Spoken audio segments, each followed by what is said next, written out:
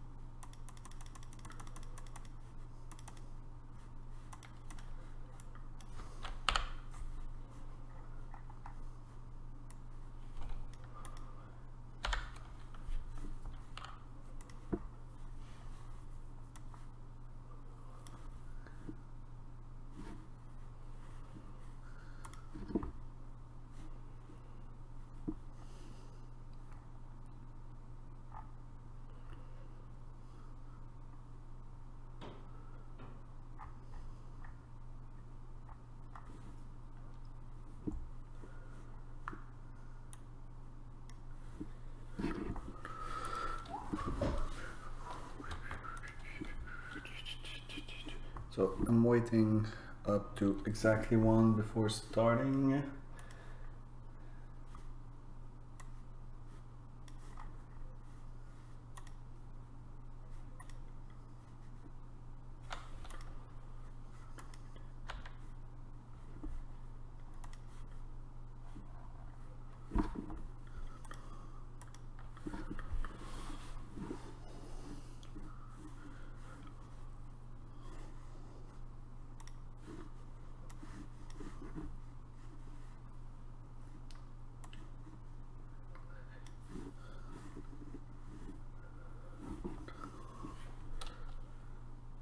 Meanwhile, for those that just joined, I'm waiting up to exactly 1 before starting. Meanwhile, I'll sketch a few things around. Let's see, who's there? I don't have the names. You can log into your YouTube account so I can know who you are. So I'll start by just drawing. If you've seen my video about architecturing SFDX projects, I'll just start by doing standard columns that I like to do. Wow. So we have UI, have client side CDRL, server side CTRL, and did I miss something? No, and then data controller, or I'll name it controller instead, and then test. Just using this to sketch a bit, just to know where I'm going, even though I hadn't have a look at the code yet. Just a rough map of what I'll need to do. Oh, let me draw a line, please.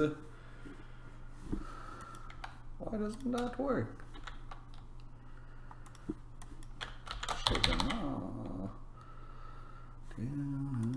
So this text is working. Text is working. Line 999 here. Okay, this will be really sketchy, but still.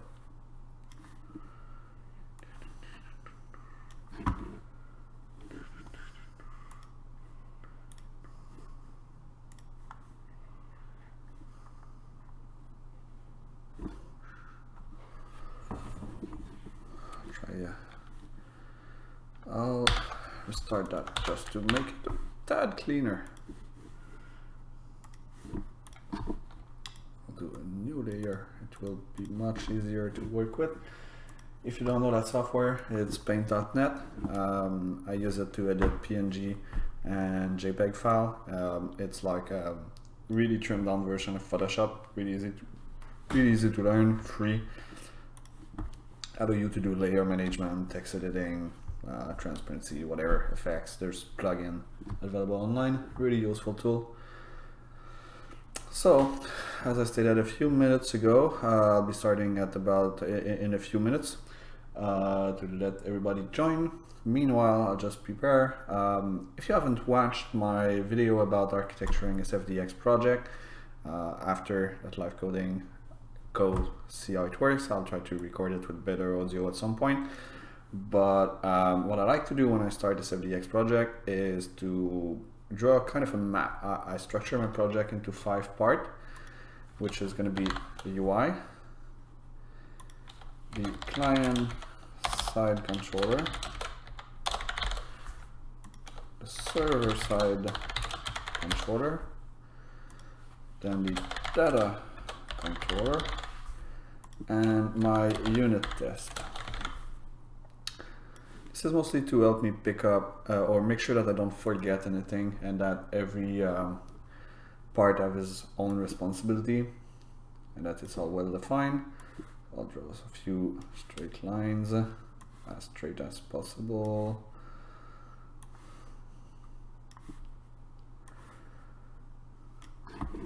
So it's 1. Can you all hear me well? Is there any sound issue? You can type in the chat. Can you all hear me well?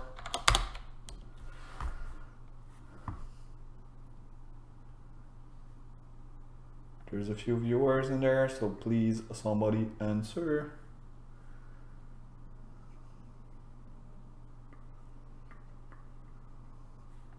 Awesome. So let's start. Before diving straight into code, I'll kind of map what I want to do. So basically the feature is just migrating the QuickLogin component that we have, the Lightning component we have, up to a Lightning or to an SFDX project. The main point of doing that is being able to push an update to QuickLogin easily, and to make QuickLogin a module that can live by itself, unbound from Nubic. It really needs not to be dependent on Nubic code structure or object structure, and there's a way to probably move that code around or architect that code around to make our life much easier. So QuickLogin is fairly easy. Basically, it's just a Lightning component. What's the goal of that Lightning component? What do we want to achieve with it? So it lists the available Salesforce accounts, and it allows you to log in. That's all the UI does, right? Then I jump around to the data controller. So what do I need to have access or to be able, what do I need from data to be able to list available Salesforce account?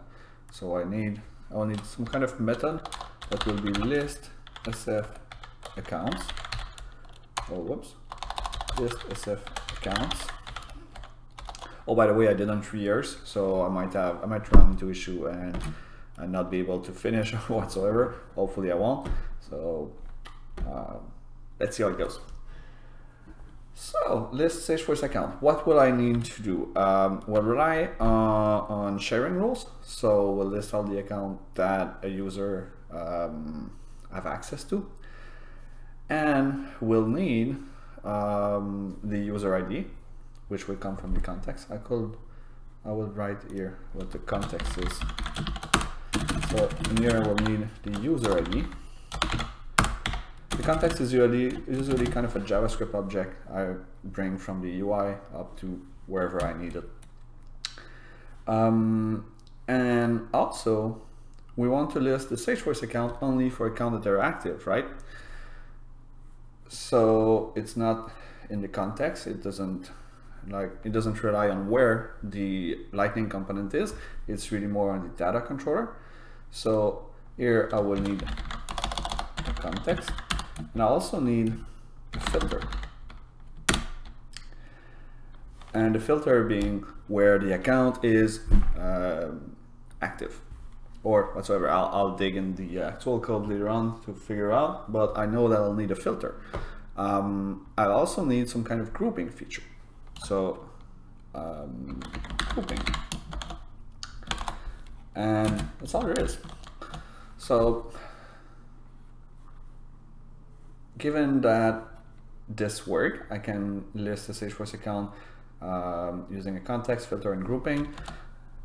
The result data structure will be a map of most likely a string and then a list of a self account. So this way I have the name and the name of the account, and here I have that. But see that I didn't specify that the Salesforce account is bound to an account, because that will be saying everybody needs to use it this way. That's Nubic, a subject structure. It could be related to anything. That's why the grouping parameter is there. So given that this is working, here when the UI want to load, it will query, I'll draw a line, it will ask the client-side controller, please give me all the Salesforce account, and will send the context. The client-side controller then will ask the server-side controller. The server-side controller then will ask the data controller, and the data will come back and will display accordingly. What we're missing here is the filter and the grouping. We already have the context that will come from here. So the filter and grouping, for now we can specify it still as attributes in the UI, as those are still kind of technical. If we have time, I'll try to migrate them to a metadata controller, a custom metadata record, sorry. That will most likely be the best way to go. And this way I can use either a default metadata record or specify the name of the setting here to list. But for now, I'll specify it. It doesn't matter much. So here it got a list that returned that, and then to perform the login. So here we'll have a Salesforce account. So the login will say, please log me into that Salesforce account. Here it will say, please log me into that Salesforce account.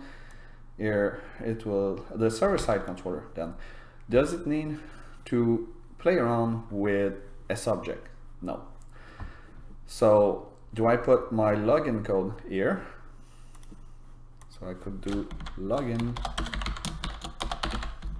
and I have a subject or Salesforce account. But do I put the actual login code here? No. I want to have another controller, which would be a Salesforce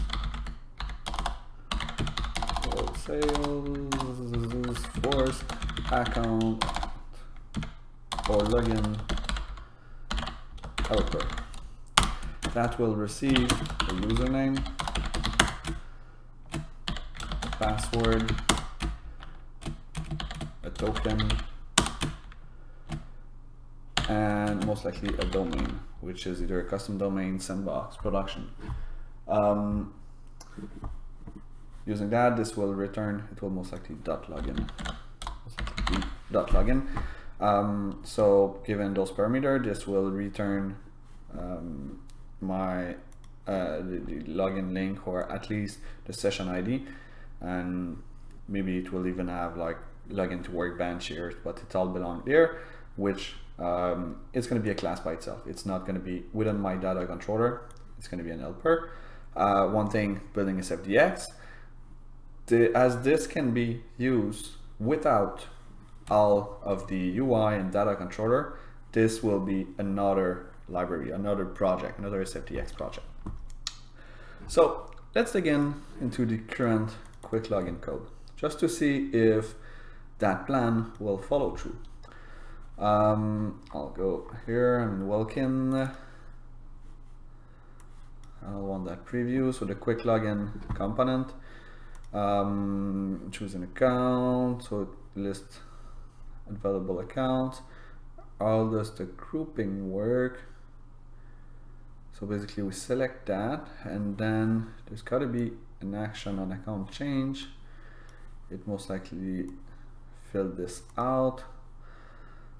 So here, given an account, it will list all of the available Salesforce account for that account.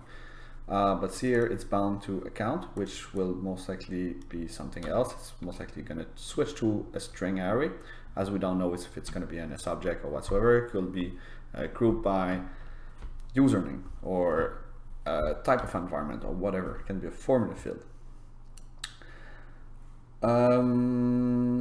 Open instance, get console, that's going to stay. Let's have a look at the controller. So get available account, the client side. So the goal of the client side was just a proxy. There should be next no logic, talk to the server side, or handle UI actions. So here, I think fancy. And then let's have a look at the class, which is QuickLogin controller.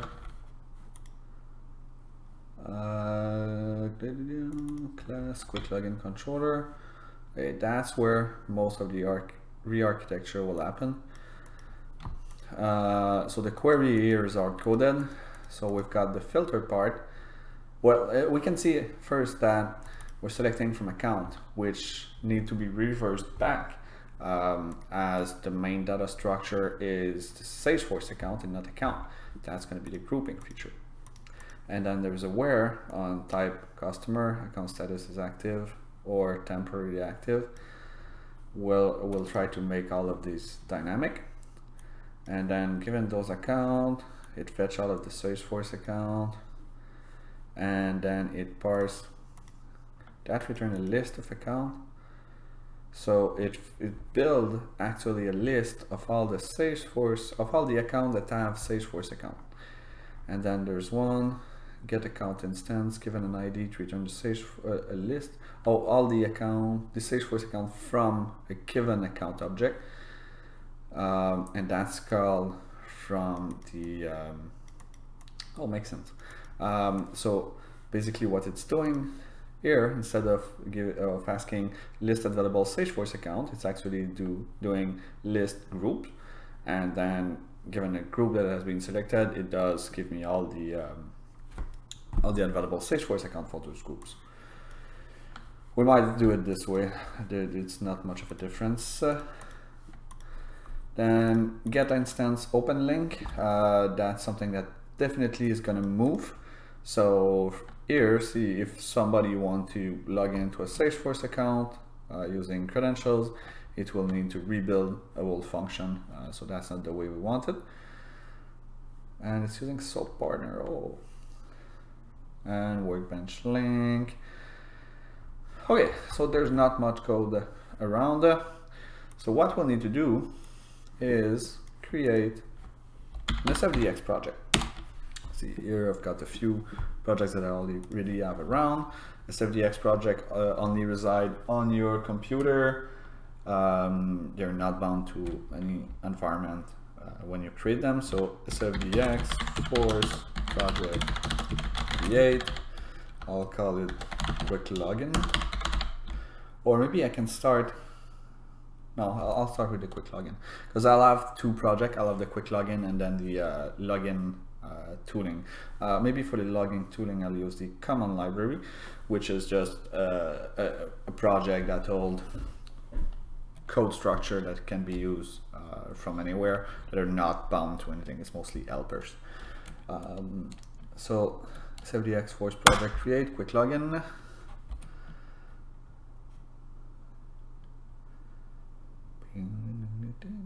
Should not take really long. Unexpected argument. Oh, yeah, I screwed up. So that's project name, QuickLogin.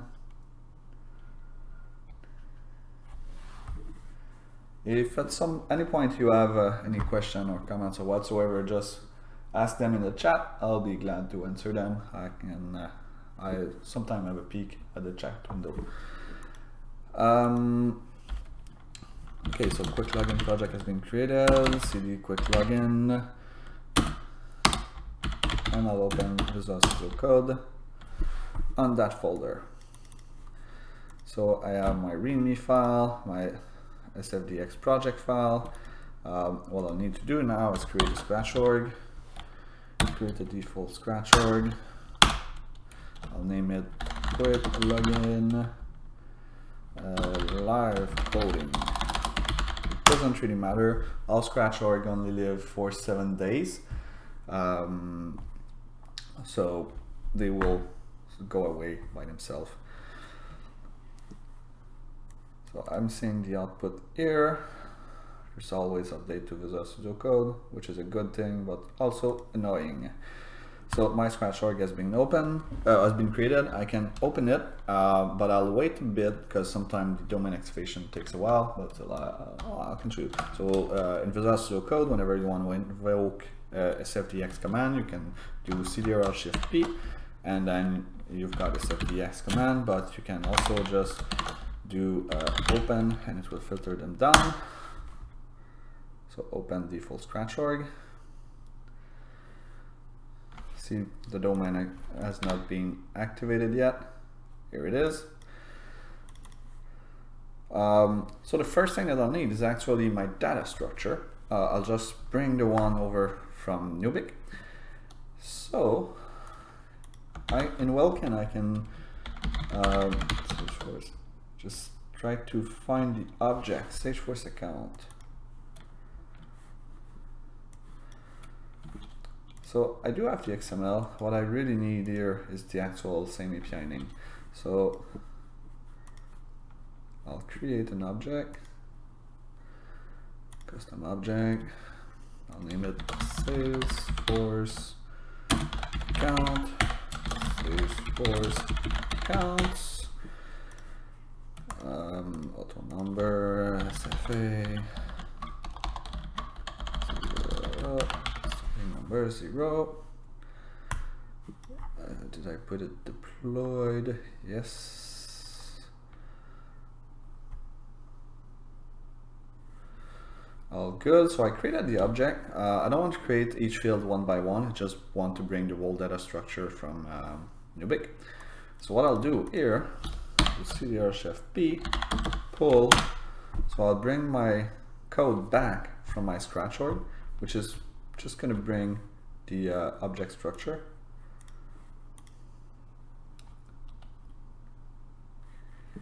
So it brought the object, the page layout, brought a few custom profile. I don't mind those.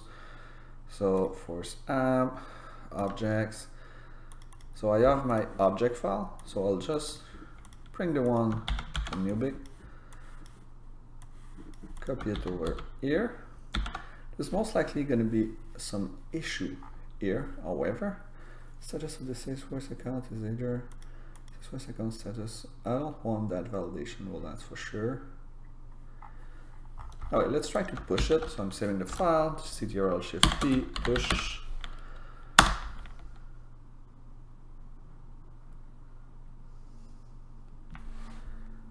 Cannot enable enhance lookup for Salesforce account. Enhance false. Push.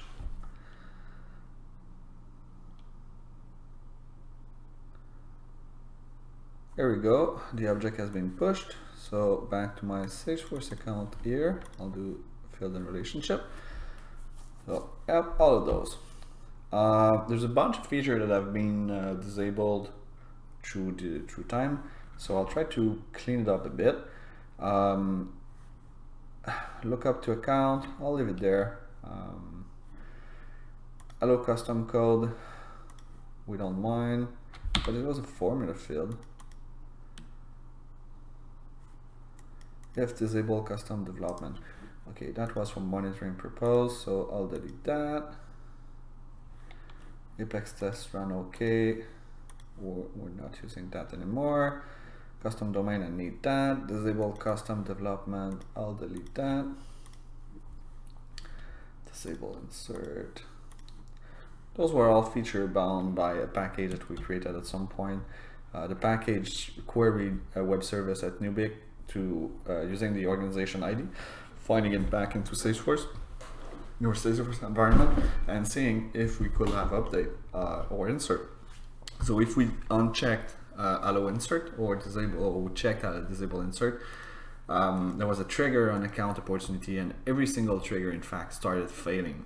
So this way, if the account or the client stopped paying, we could display an error message.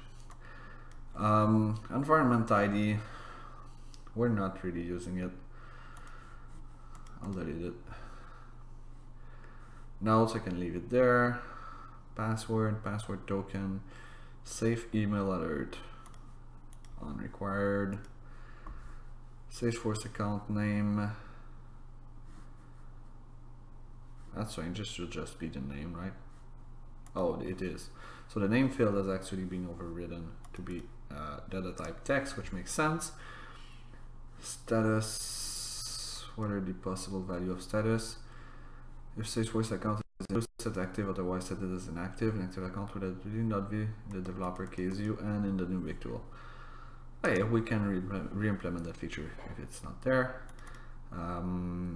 Sandbox, token, username, so we'll need all of those. So let me bring back the updated object structure here.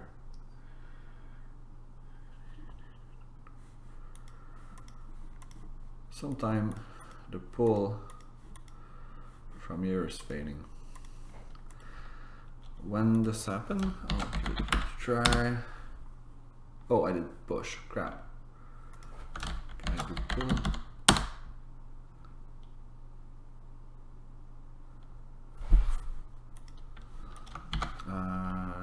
There was test, yeah, Apex test run, okay, that has been deleted. So if the command is failing from straight into Visual Studio Code, I can run it here. So I can do SFDX force, oh, I don't recall the name, source pull.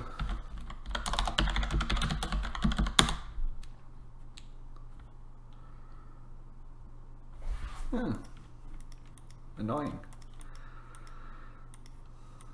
Why? Now I can redo that here. So allow custom code, I don't need it. I can't leave it, but it's not required. In fact, I'll remove it. I'll remove it from the object within my SFDX project, but not the object into my scratch org, because into my scratch org I will be using it for test purpose, but it won't be deployed with my package.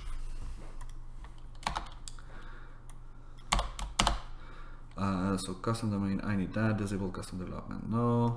Disable insert, no. Disable update, no. Environment ID, no. Notes, yes. Password token, password. Safe email alert, no. Sandbox, yes. Status, yes. Active, inactive. Token, username.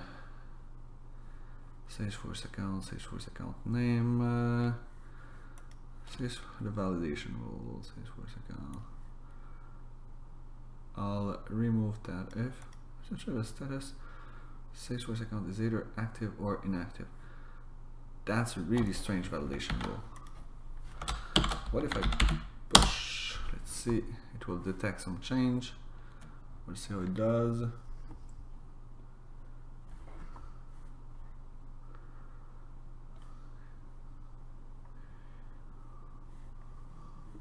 Field name must not be read-only. That's from the layout. I don't care much about the layout. Field name must not be read-only. Oh yeah. So layout. So name. Behavior. I need to set edit. Makes sense. Push.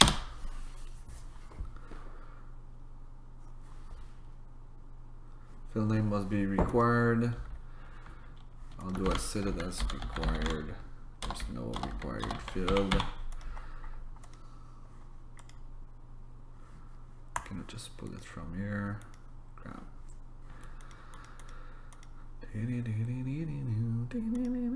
Oh, one thing then. Okay, as we see the object structure and layout, I got kind of confused when I tried to pull. Or will it? Yeah, no change found. So one thing that I can do, if you go into the SFDX folder, you've got orgs, and each of those are your username of your Scratch org or place that you deployed.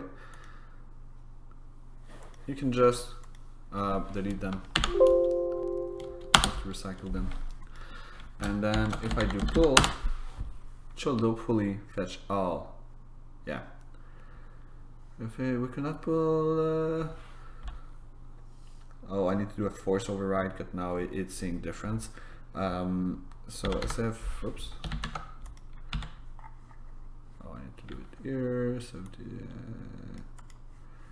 copy terminal SFDX force source pull -F.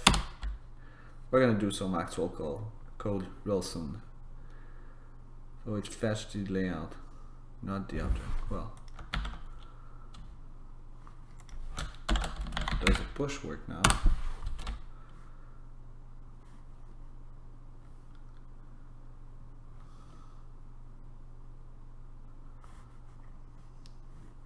So it pushed all of those.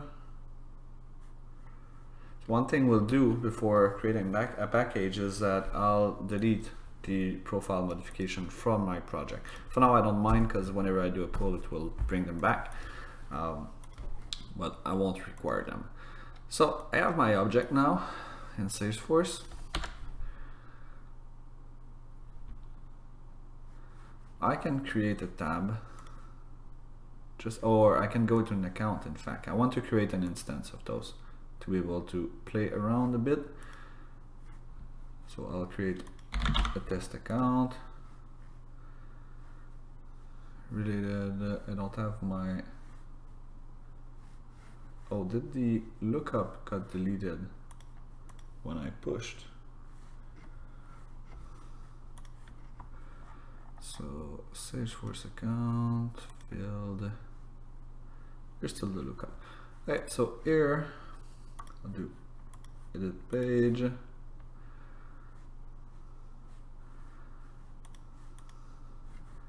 I need to edit the actual page layout to be able to add them to the related list. So related list of Salesforce accounts. Oops. Come on. Save, yes. Reload.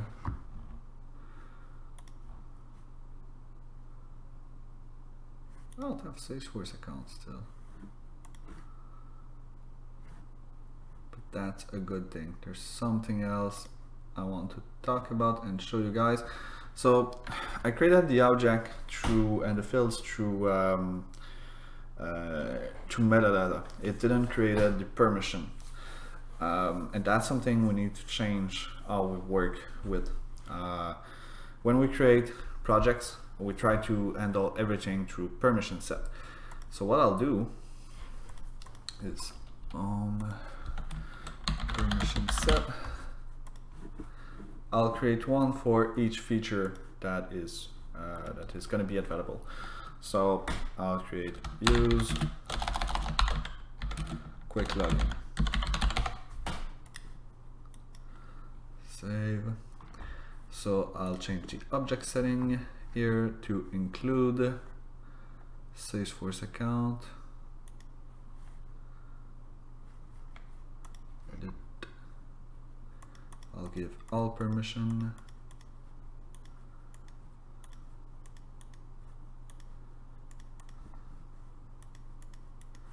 There we go. And then I'll assign myself. It's going to be a dumb username here. Assign, done. So do I have the related list now? Yes, Salesforce account. Activate and assign as org default, save. And one last thing, when we develop Lightning component, I always disable the session cache. Otherwise, you keep having issues, like you push an update, you try to view it, it doesn't work. But as soon as you disable the caching for Lightning, everything starts working properly. So disable the session cache. I'll do back here. I'll create a Salesforce account. New. I'll name it. Oh, save the page layout. So I'll do setup. No, it's not setup. It was edit page. And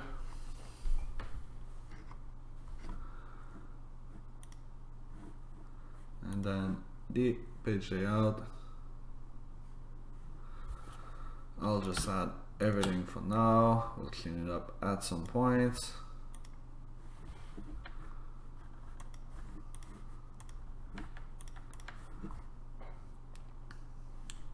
Okay, so I can enter whatever password, save. So let's create a Lightning component now to list those. That's the first step. I could have started with the login controller, or the part that actually handle the login thing, but as I need Salesforce account object to be able to provide those, or I need at least this kind of the structure, I won't require them for now. I won't do it right away. I'll first start by doing the UI. So Ctrl+Shift+P. Oh, I can select here the folder, Aura folder, and right click and do create Lightning component. QuickLogin.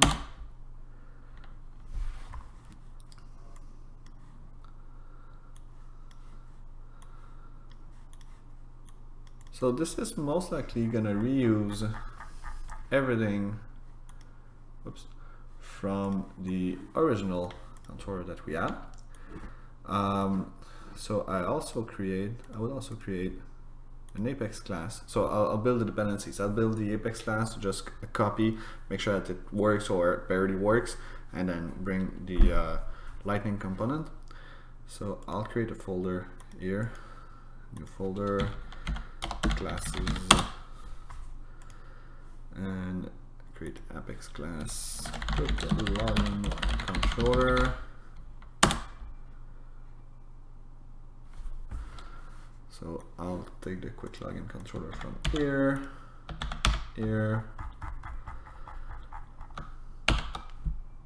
I'll save that.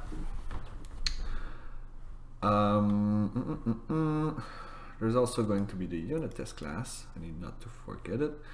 Apex class, QuickLogin controller test.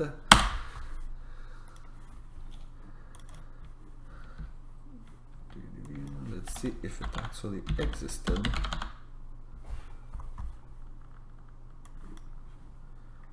Yes, it existed. So I'll bring that code over too.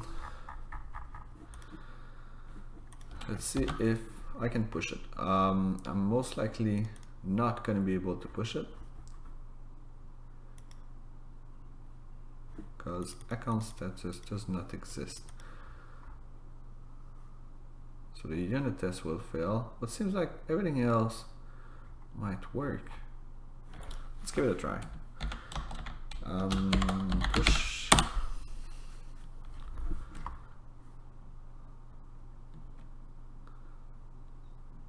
Oh, the push failed. I started the first error. Select environment ID.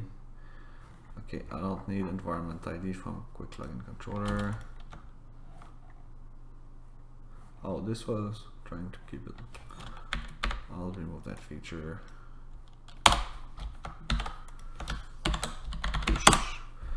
I always try to just fix an error before going to the next one. Okay.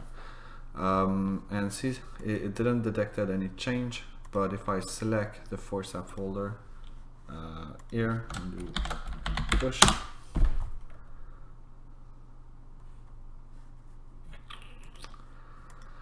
SFDX source push.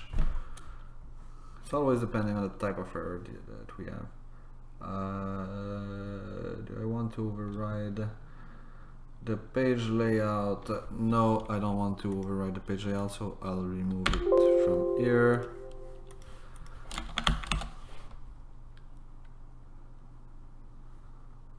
Now it's still telling me that there's an issue with the page layout, and that's because it's in my org here, so I'll delete my org setting.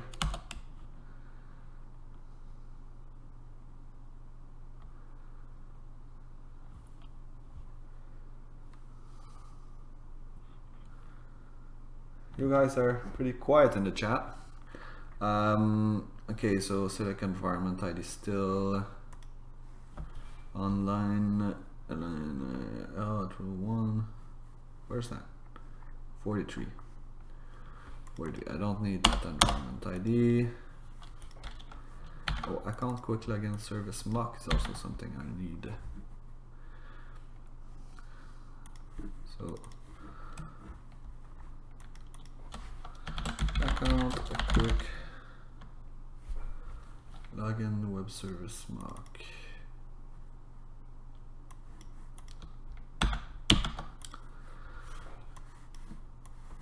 So I'll do here, whoops, new Apex class. Account QuickLogin web service mock.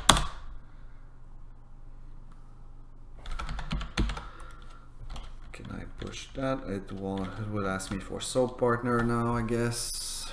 Let's bring it right away. The issue here is that I know it won't work this way. Where does it take it? In Nubic, there seems not to be a soap partner class.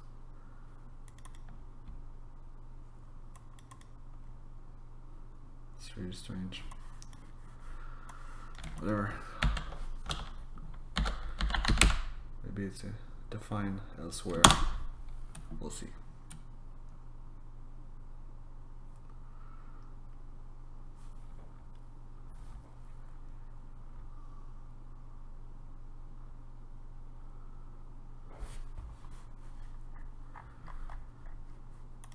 So line 74. 74 variable does not exist LR. What? What do you mean? And where is a soap partner define?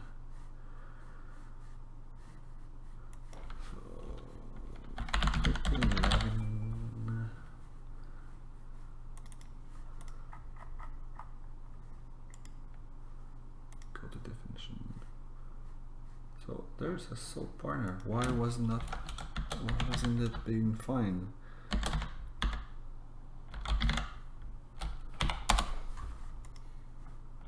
Oh, there it is. Oh, okay, it's the capital soap partner.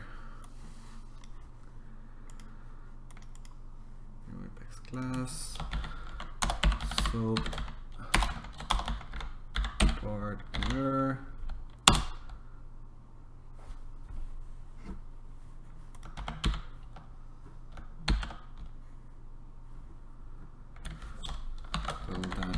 true.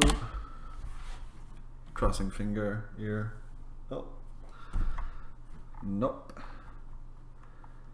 This is invalid. So partner S object. I guess that's yet another class. Yes, it is. A new class. So partner S object. Whoa. So there's capital. So partner S object.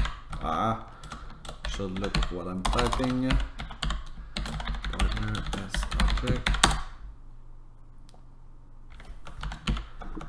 And yeah, there's another class that seems similar, but I'll give it a try without it first.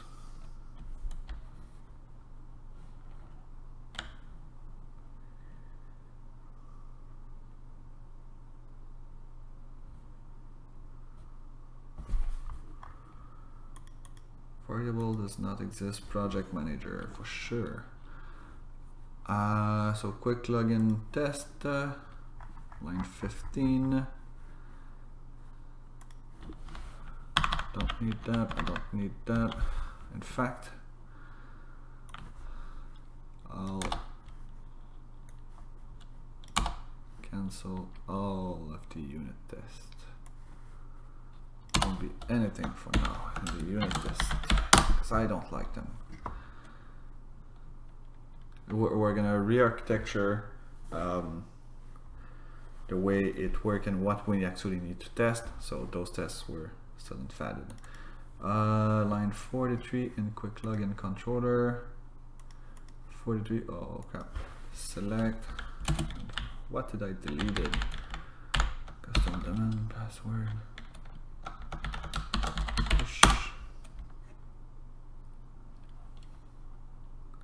Did any of you give a try to Visual Studio Code yet? I can say, what is organization utils? Get Salesforce instance. What's that?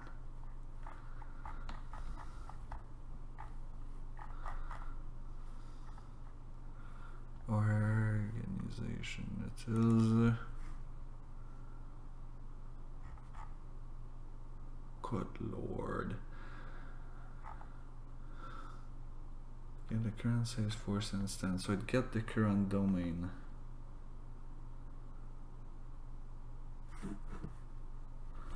I don't get why it's doing that. So if the server equals, if the server is the same as we're currently on, then the link is that. Otherwise, we create the same exact link, right? So this, oh, because at first it was it was displaying a link because the URL doesn't work really well. Okay, so we don't need organization. It says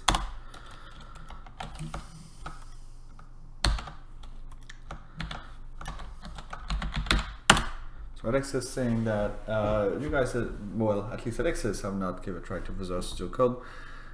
Really helpful tool, even for any other type of development. Instead of using Notepad++ or whatsoever, you can give it a try. Whenever you want to open any type of file, let's say you open a Python file, it will just say, well, I don't have what I need to properly color code. Do you want me to download? You click yes, and it's color coded. It's really lightweight, powerful tool. So I pushed QuickLogin controller, but does account QuickLogin? Oh, I think those other files were pushed at first. So everything should be in there now, right? Let's see.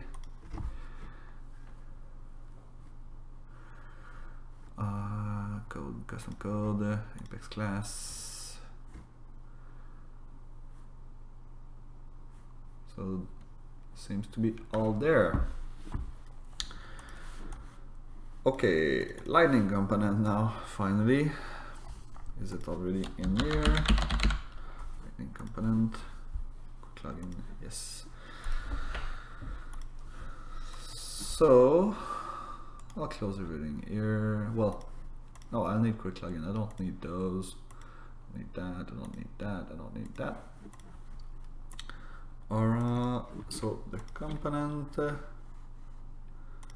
I'll just copy over from here the controller.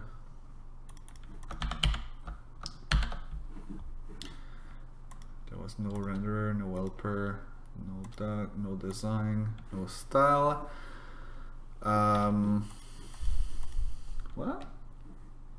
That's the controller, yeah. Controller. Here, push.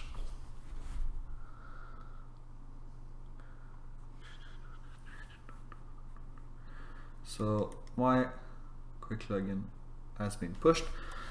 Let's include it on the home page here. It's a page.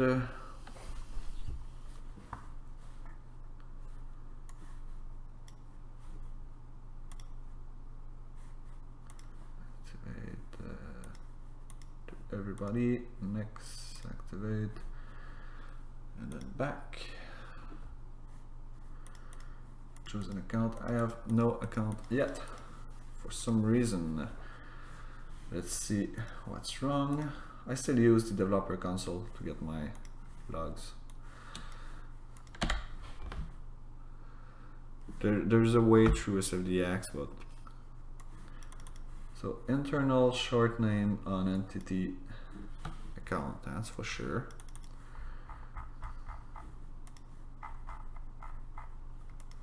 Here, yeah. Should we re-architecture that right now? No. I'll remove the full where. I just want to have it working before we refactor. Why were we selecting short name? We were not using it.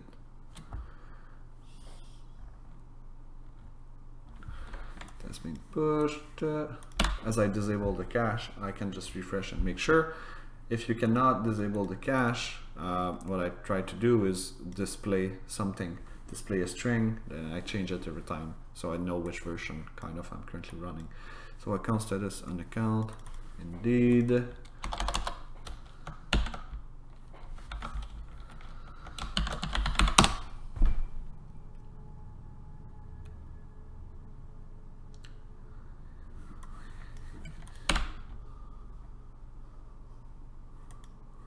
So I have my test account, I can choose a test instance and open instance. That should open up the record, but it failed for some reason. Unauthorized endpoint. Why does it try to do a request? Oh, I thought I pushed get credentials. I know that it's not plugging in because of endpoint. I don't mind so far. I want to get the UI fully working first, and then I'll get the login working, as the login will be part of the common package. So the UI will be its own package. So I'll focus on that right now. So now that it's working, or somewhat working, first I'll make that a card, or I'll review at least how it's made. So it's a div. Instead of having a div here, I'll do a lightning card, and let me refresh my mind on card and how to invoke it. So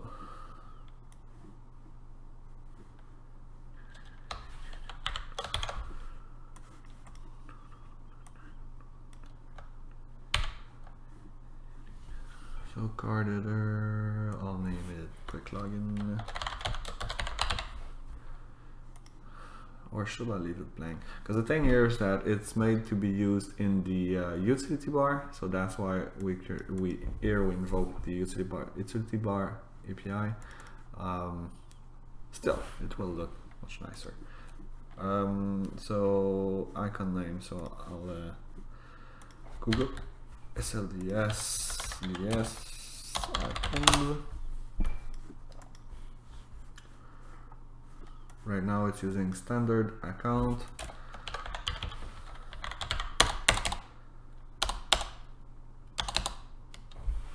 So that's standard account, but I'll use most likely utility, and let's use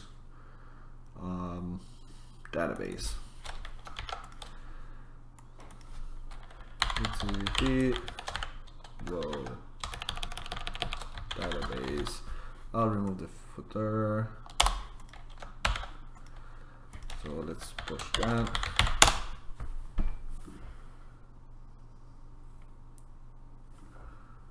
Whoa. Oh, indeed, I didn't terminate it. So, lightning card.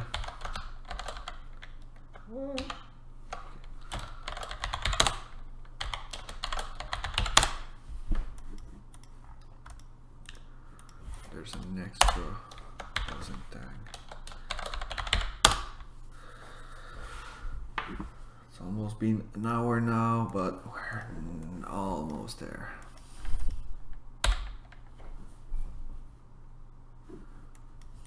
Looks much nicer.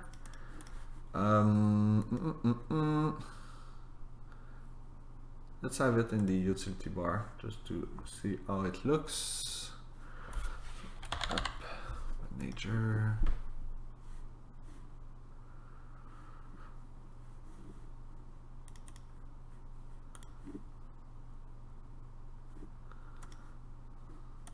And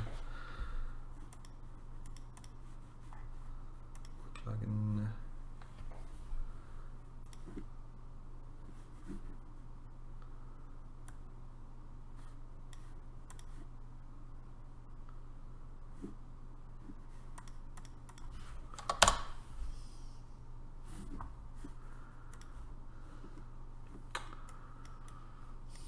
Yeah, we can think about a way to use the utility bar API to detect if we're in the utility bar and then cancel. But still, it is not that bad. So we've got UI working. Now let's just talk about code structure. So here I'm doing get available accounts. What I really want to do is the method we discussed earlier. Here, list out, everything's tilted.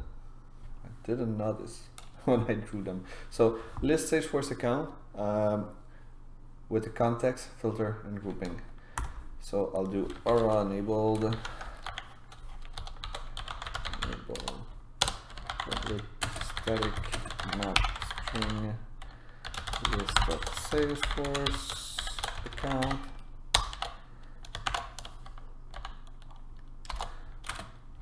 List SF accounts, and the parameter where context. The context is always map of string, but as this one, what did I wanted from the context? The user ID. I won't implement the context for now. There's no point. In our scenario for Nubic, we want to list them all. So if I want to have it there, I'll also let it as a parameter, but it will complexify everything. So I'll remove it, but I still need the filter and the grouping. So string filter and filled grouping filled. So I would expect my filter to be, or let's say account r.status equals active, and maybe even and whatever. So if I open up the old code, get in controller, the filter, this was the initial code. What happened here? So initial query. So my filter will be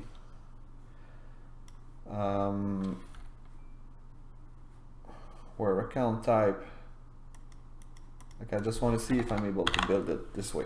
So where account r.type equal customer and account status account r.account status c equals active, or account r.account status c equals temporarily active. So I'm able to build it. I will leave it here, or I can put it in the README. README, resource description, build test, description of here. Filter need to be in where query format.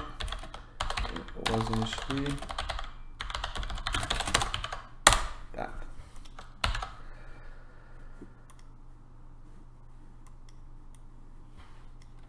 I know it won't work in my scratchart because I don't have those filled. I could do account r.name equal test, let's say. That will also be a valid filter, right? Remove that. And my grouping field will be account r.name. So now I want to query the list of Salesforce account grouped by the field here. So I'll do list of Salesforce accounts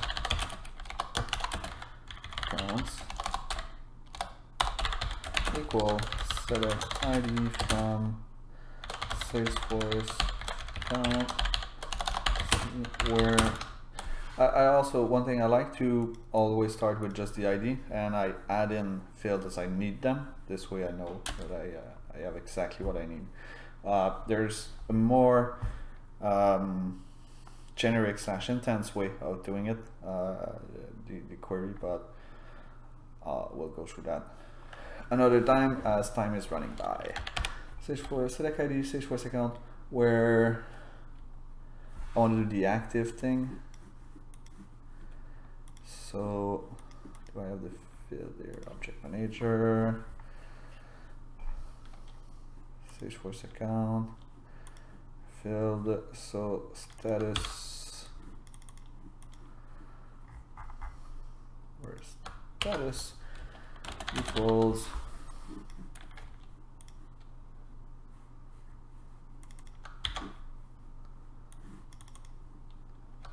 active.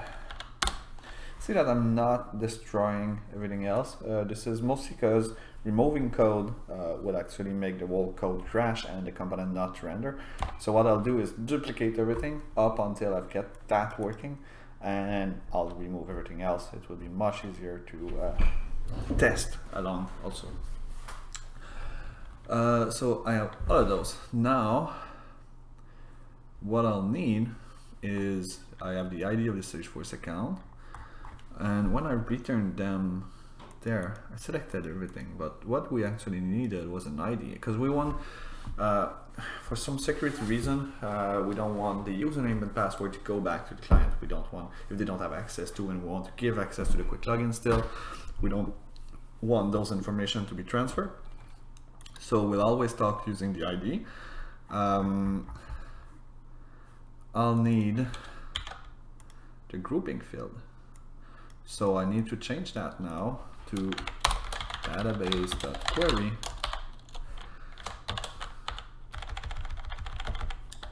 that.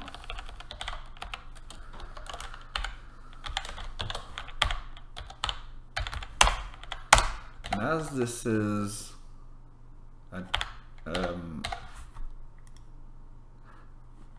is fields coming from Lightning, it can be overridden. Like somebody could sneak in something, or anybody could change the parameters in the Lightning component.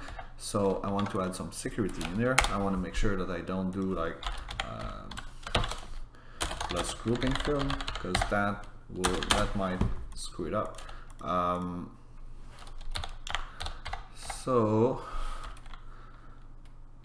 And I want to prepare, because I'll have multiple field most likely also. So I'll do a list of string fields to select. New list of string. I'll add in there fields to select then ID. I also like to use set instead, because if I have some dynamic code, I'll go back to this for now. If you have some dynamic code, you can do if fields.select.contains, so you don't duplicate fields in there. Fields to select, and I need the name here and a grouping field. So here, this will be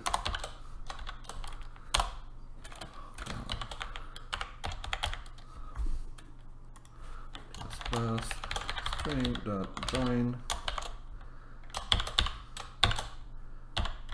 fields to select.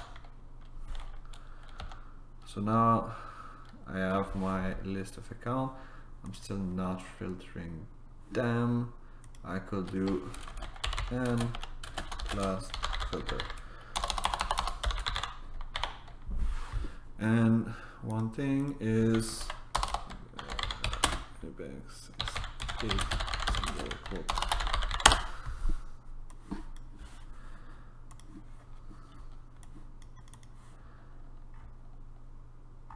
so I want to escape the single quotes.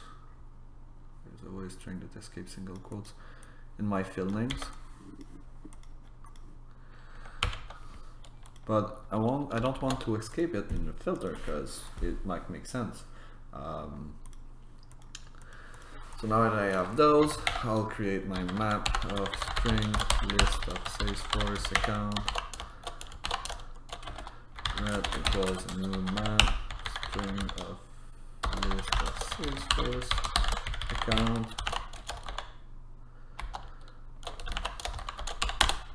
I'll do it. I can maybe order them. String dynamic query. There's one thing that just popped to my mind: if you don't put any filter, that will crash. So I'll leave it there. If filter not equal to null, and filter not equal to trim not equal to that, I'll do dynamic query plus equal and plus filter query dynamic query.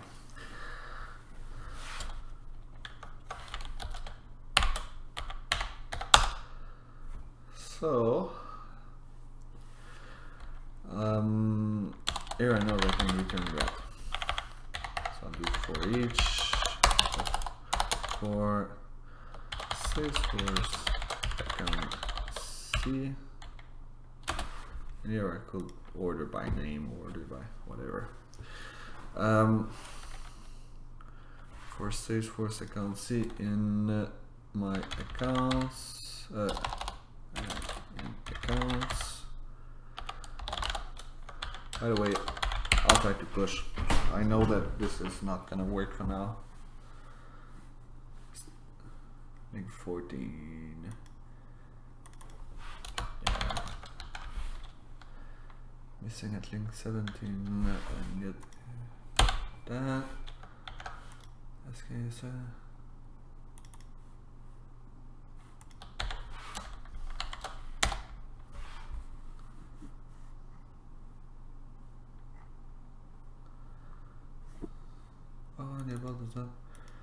import, oh, that's string. The type Salesforce account.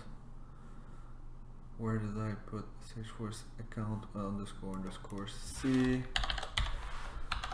So also I'll have a look to see how strict Apex string.join work.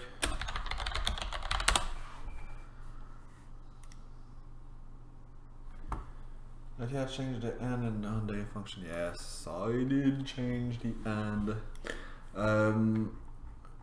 String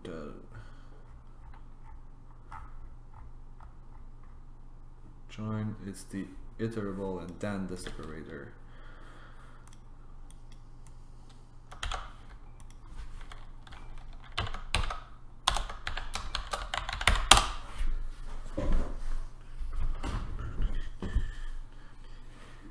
So this has push, so I'm all good for now. I thought I will have to cast that, but I don't. So for each Salesforce account, I'll need to find the grouping value of that given Salesforce account. So I'll start by a blank string. One thing is that my grouping can be just name, or it can be account r_name, and the way to fetch the value from this object here is much different. So I'll do string field to grouping field. I need to do some kind of recursive function. In fact, I'll do it as a function. Makes much more sense. Private object, static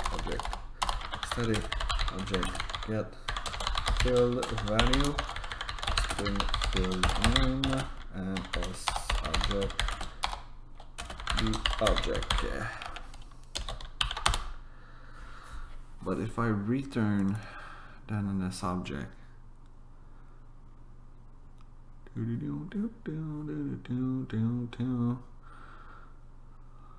so I will, if it's not a dot, okay, so here,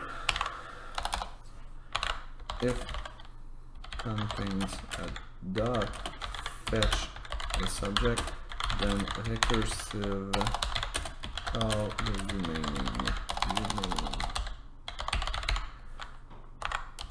Then else just return the value.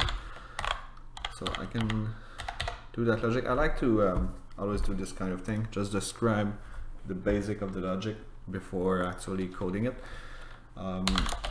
So if field name dot contains dot, and then else return the object dot get field name.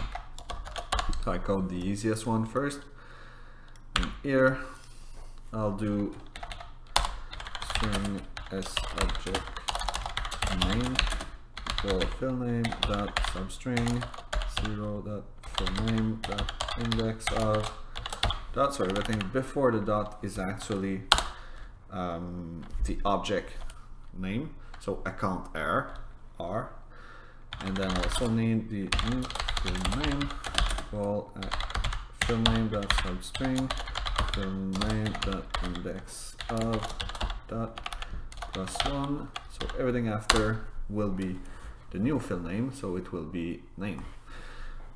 So s object temp equals to the object dot get s object. Set that.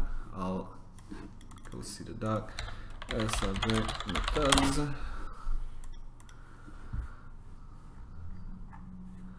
Dot get s object. S object, and it's going to be field name. One thing is that it can be null. So if the object, if temp is not null, then I'll return a recursive function, so get field value of new field name and temp Otherwise, I'll return null. So hopefully that recursive function work. So my grouping value will be get value of it's a field name first, so grouping field and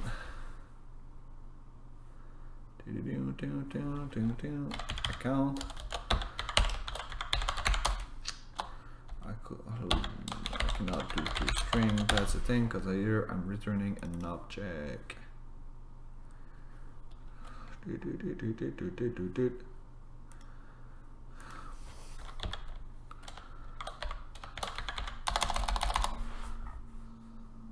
And this can be null. So I'll do object grouping value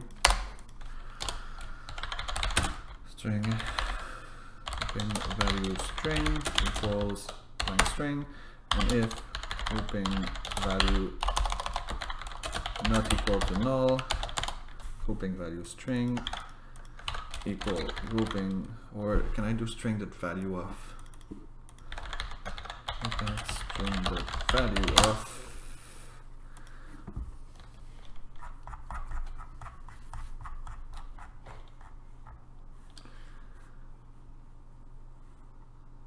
yes, it can receive an object.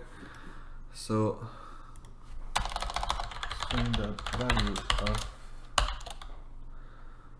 grouping value. So if that doesn't contains the grouping value string, red.put grouping value string new list of Salesforce account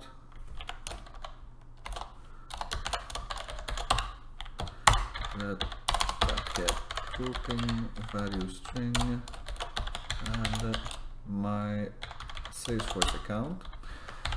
So this should hopefully build all of that. Now what happened there? Oh, I lost my chat window. Here it is. Hopefully I'm still live.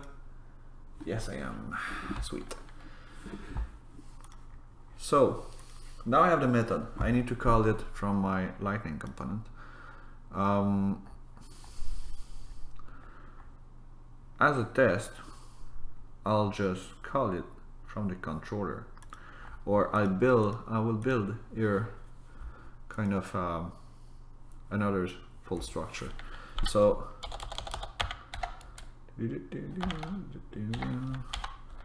or attribute. What is the supported data structure? Can I just put a map of list there? So aura attribute. Hopefully I can. That will be awesome.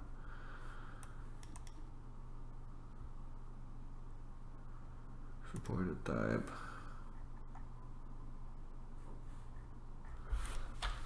Is it state array? You can use array for each of these types.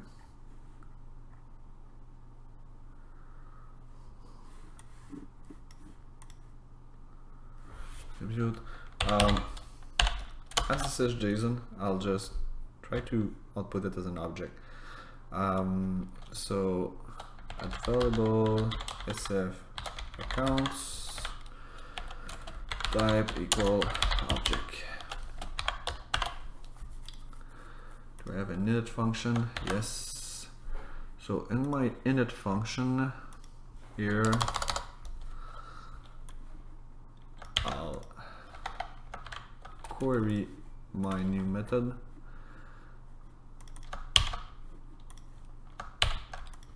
This is Salesforce account, and I'll do action. I'll name it action pull.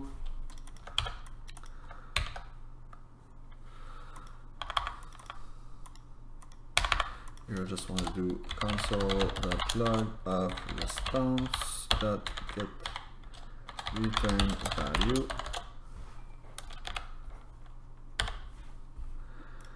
And action full.set params. Oh, it's an object I need to define. It will be filter.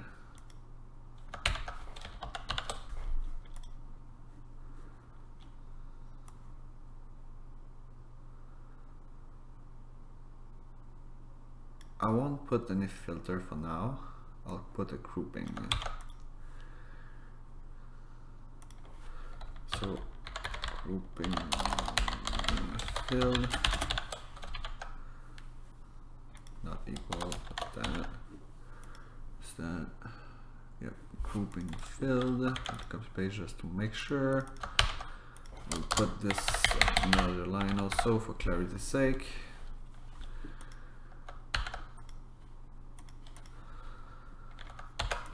Let's, whoops, I did F5 by accident. Push.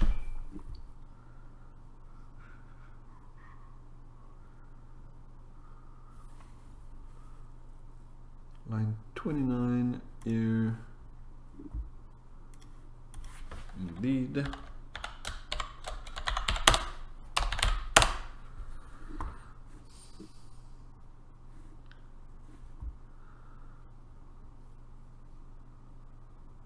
It's been an hour and 15 minutes. Definitely not where I thought I would be at this point. We'll still see. Oh, okay, it did push. Did push my lightning component too? I'm unsure.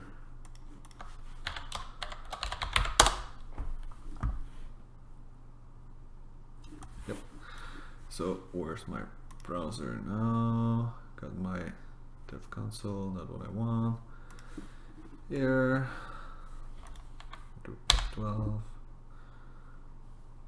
Okay, F12 pop there.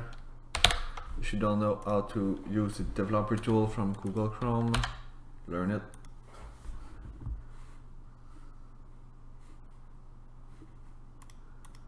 So did it work at all?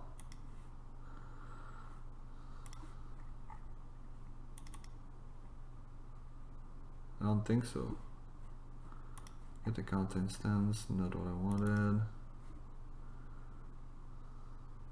Get that valuable accounts, not what I wanted either. Okay, so let's have a look. My code here. So what if I just remove that part, that fetch, the current account.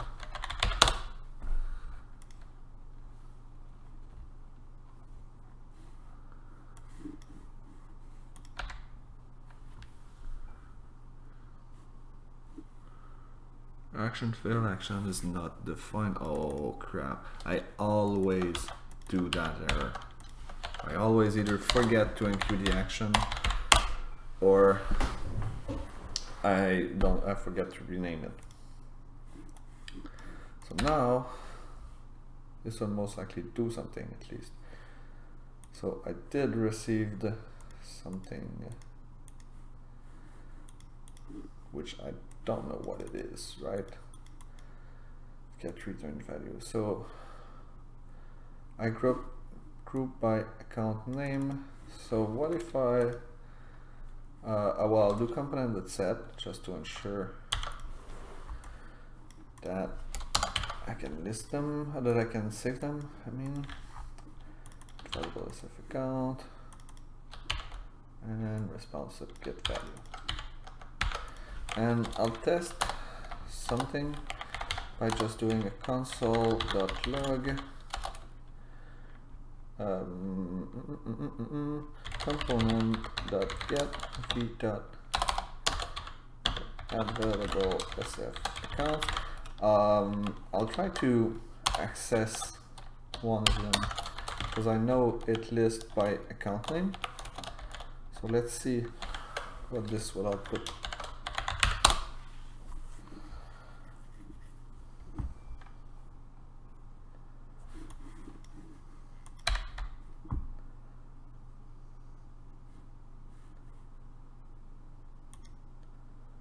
don't feel like it outputted anything. Oh yeah. Invalid relationship name here. Didn't see that earlier. So it happened at line 47. I screwed up something. Line 47.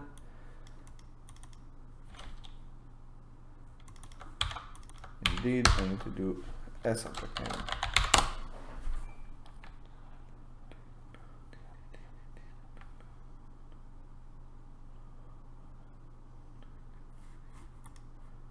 I pushed my to the side.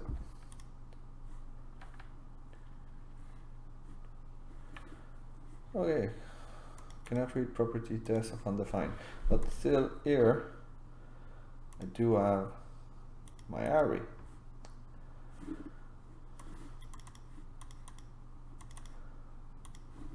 So how can I access it? Because it seems like it is, in fact, oh, did I wrote it properly?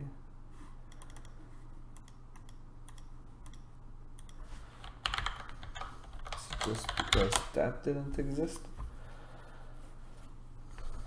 but I feel like I should do dot test.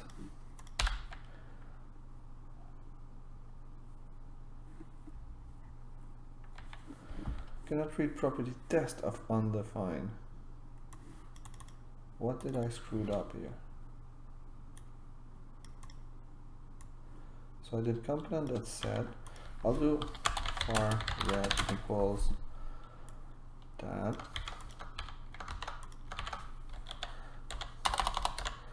And I'll do component.set that red and just try to access red. And one thing I thought is that I need to do a for each because I need to rebuild actually that list, the available account. I'll push my code. So we just pushed it from another monitor.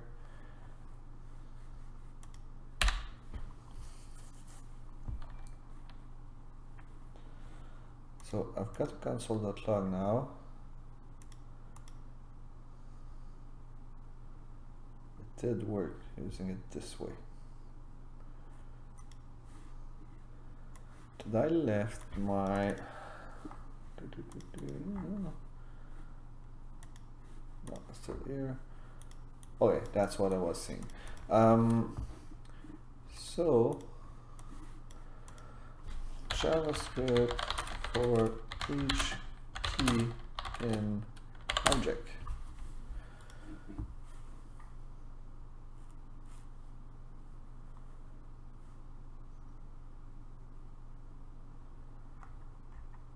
It's like, well, you can use object.keys. Object.keys. So where did I go? Okay, here.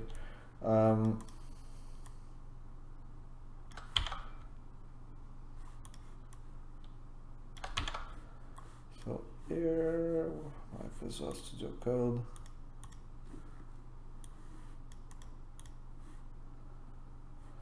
So what I'll do is build a list of string var names equals an array,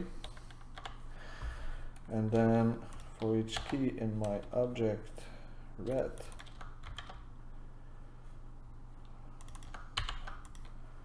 console.log.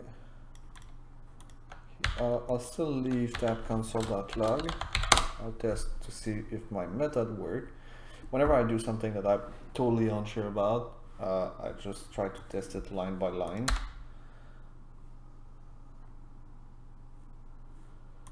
obj is not defined. Where is obj?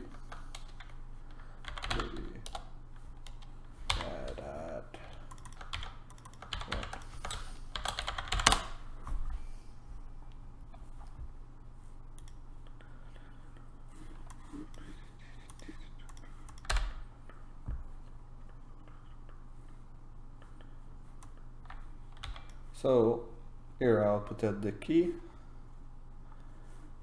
and the object beside it. So that's awesome. So I'll also do JavaScript and do array.push. So I can do account name dot push key. I don't care about that. I'll just comment it out because I need to know how to access it anyway, just in case I don't remember.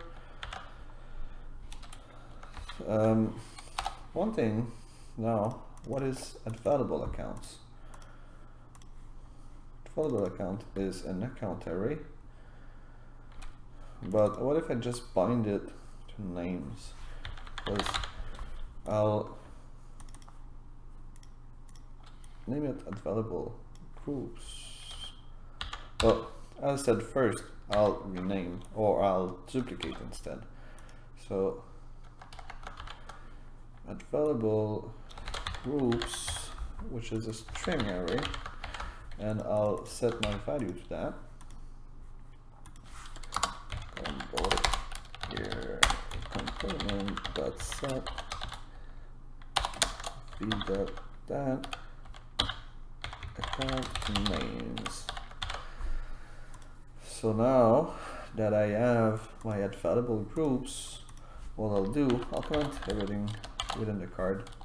For now, I can start disabling feature.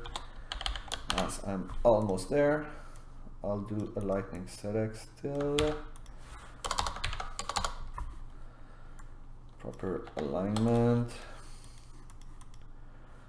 Lightning select account, already select account and account change, choose an account, and this is going to be available SF account, available groups or ACK, and it's just going to be ACK. Using IDs instead will allow me to have multiple accounts with the same name, but what's the point there? So it's gonna do an account change, but I know for sure this is not gonna work yet, the account change part. I'm really trying here to tap on the existing feature. I'm trying not to have to rewrite a ton of code. So see, it's listing my account. Now I need to make the unchange work. I'll name it grouping change, and here I'll copy paste account change to grouping change.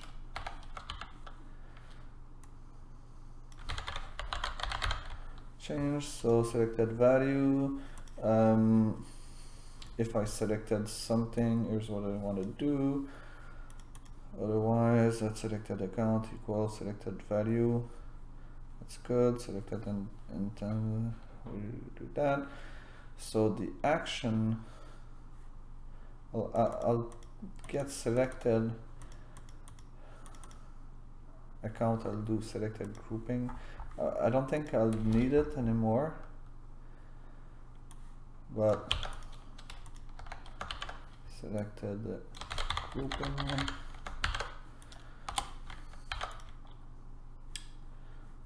Here, so selected grouping. I don't need the action now, because what it was actually doing, it was calling get account instance. This was returning get account instead a list of Salesforce account. I am returning a list of Salesforce account already. I do have it, so I just need to replace that, the instance here. So all that I don't mind, with component get and selected value. Right? Pretty sure. So instance, and then I can move this around. I'll do the proper component get just afterward. Don't need the thank you anymore. So what's the name of my value? I had to set it just there. Add variable SF account. Selected grouping. Good. Select add variable SF accounts. Is it really mine? Variable SF account, yes. Selected value, so this is most likely test. And then this should be just working, because now I'm tapped into the previous way of working, because I'm back with the Salesforce account. Let's see. Choose that. So something screwed up. I did listed here. I did success and then test. I listed the object test right after, but something didn't work. I think it's just the UI. I didn't do the remaining UI. That's most likely why. So here, I'll move that all on time. And it's not selected account, it's selected grouping. Selected instance on, so it lists instance there, and on instance change, that should be working good. Only the actual login part will fail.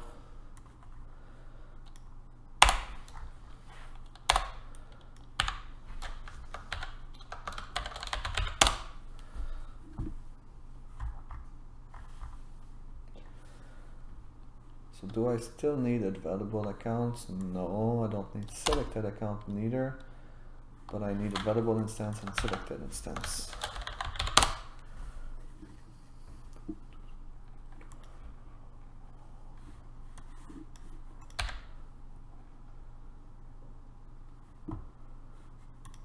Test, choose instance test.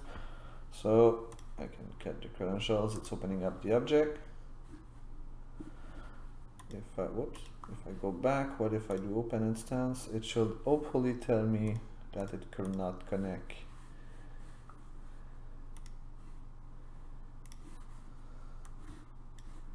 Unauthorized endpoint. That's what I was expecting. Awesome. So the UI is fully rebuilt.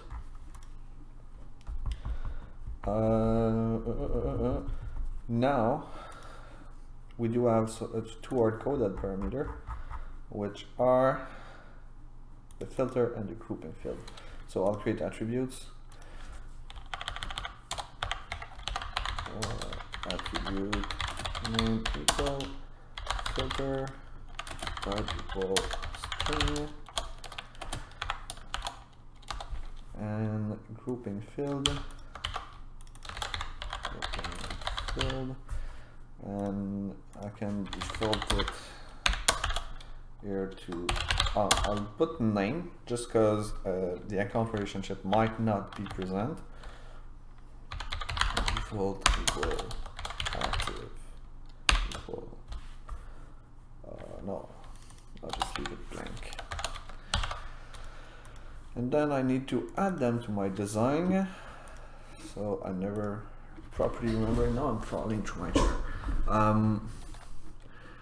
Never remind myself how to do that. So lightning component design attributes.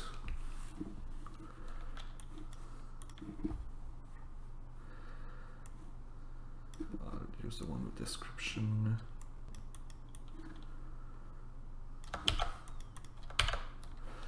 Design attribute name will be I need to use the same exact name. Filter there. Filter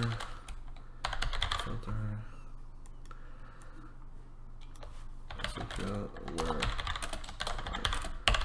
SF counts to display, and another design attributes which is going to be grouping field. grouping fill, which fill that we use for SF account grouping. Save QuickLogin 2, I'll push.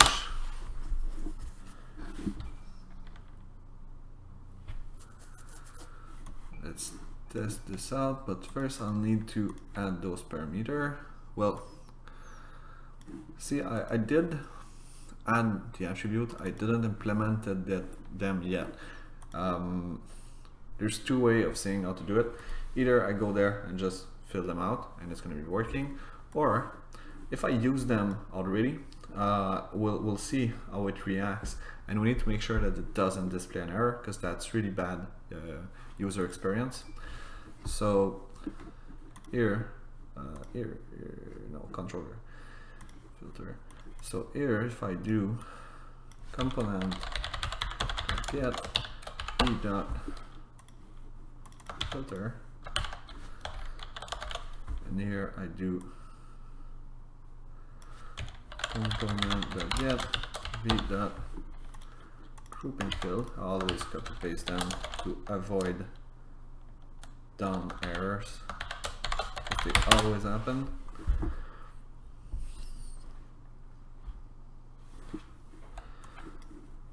So I'll refresh that. Let's see how it behaves. Kind of work. Let's just see how the components actually behave.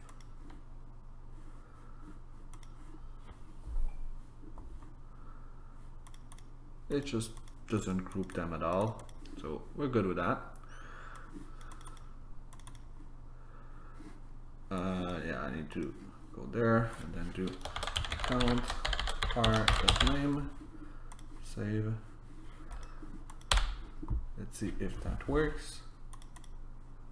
Yes, that did work. Now let's test the filter feature. We never did, so I could do count r.name not equal to test here. So hopefully it will just, yep, it removed that account. So filter features seems to be working great. So let's strip all the codes that were there, that was there before, that I don't need anymore. So account change, it's now grouping change, instance change, I'll leave it like that for now. I'll try to make it quick. So list account, get field value, get available accounts, I don't need that anymore. Get account instance, I'll need those, because that I'll do. Right after that, I'll try to at least get a package pushed and working, because that part is currently working in production. I know that if I push that to production in our Salesforce environment, it's going to be working. But I'll create a package right now so you guys can see how it works and get back to work. For those interested, I'll continue and make that a dependent package, so it will be in the component. So let's create a package. SFDX, create package 2. Package 2 command. So the package 2 by itself is not bound to code or to a project. So I will create the package SFDX force package 2 create, and it will give me an ID. Whoops, forgot to give him a name. QuickLogin.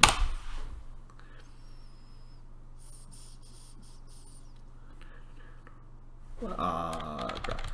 So name QuickLogin.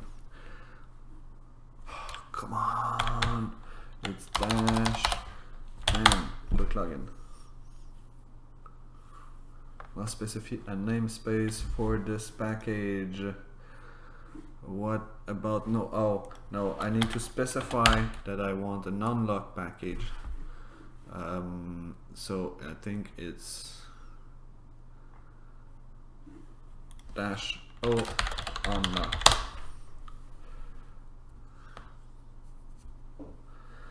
So now I have the subscriber and package to ID. I will need the package to ID, and I'll go into my SFDX project file.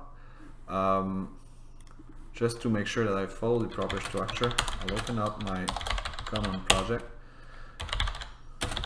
into another studio code, and here in package directory I need to specify an ID, version number, version name. So I'll do this here.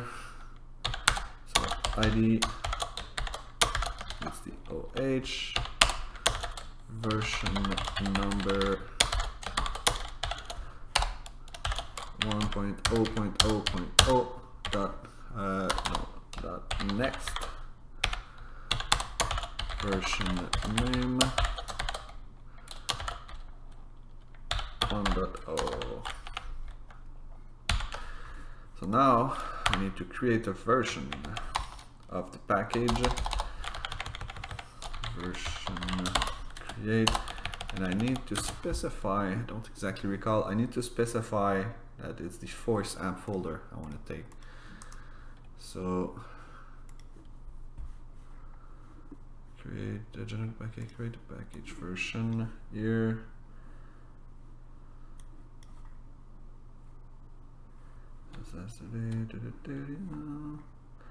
There was another parameter, version create directory.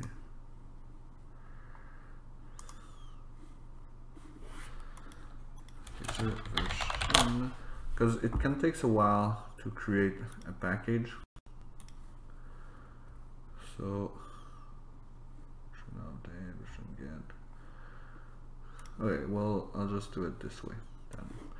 So I'll do version create dash directory force app.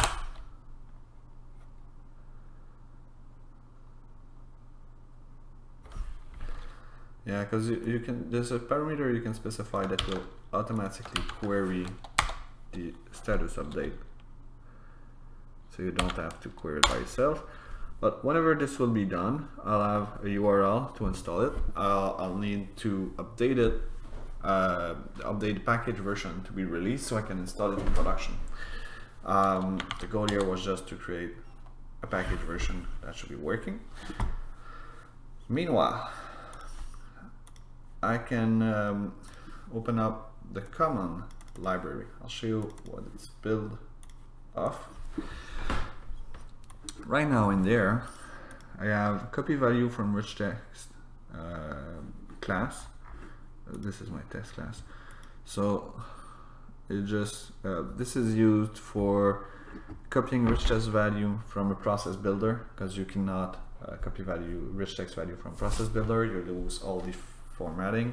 So instead you could use that class invocable from there.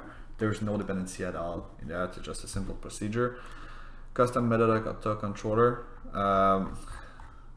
I'll need to give more detail about that. It's used to unit test custom metadata and cache metadata there, and license validator, which you give a namespace and it returns you if you have a license or if a given user already have a license.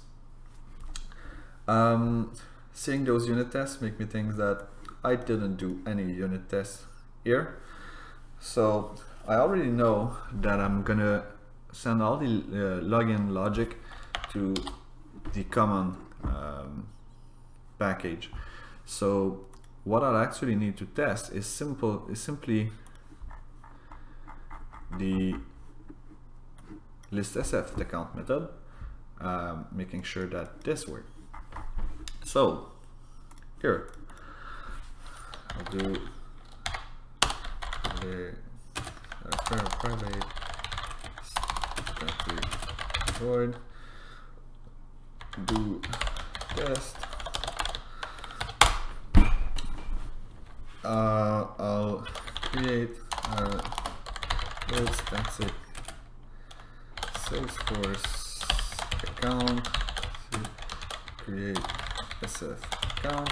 I always like to do factory method. So here I'll have a string username. I don't mind the other parameter, they can all be the same, or even name. So Salesforce account A equal new Salesforce account a.name equal name return A. I don't even insert it there, but it's just that if I add string username, then I can do a.username C equal username, and then I don't have to use anything else. So I'll create, do I need, well, okay, what does the method actually do? What's the feature here? It's to list Salesforce account based on a filter and a grouping field. So I'll test the filter feature first. So test filter. Remove the username, I don't need this to test filter. So I'll create a Salesforce account. Insert, create Salesforce account, and I'll name it test, and I'll create another one that I name unit, and then I'll do test.start test.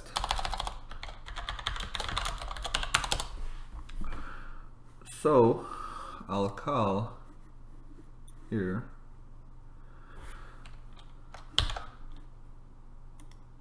in my test.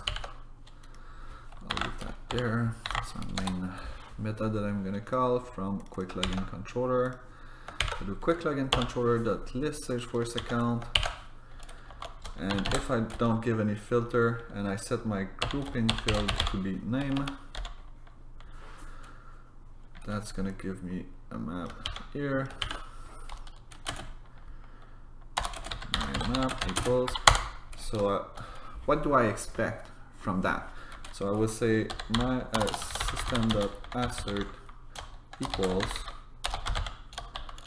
my map.size, the key set.size equal 2, right? I do expect two name to be grouped there, and I can do a for string key in my map.keyset. So system.assert equals my map.getKey dot size equal 1. 1. Screwed up my assert. So each key should be here once, but each account, so there should be 2 different keys, but each account should be there only once. And also I could do, I want to make sure that system.assert equals true my map that contains key test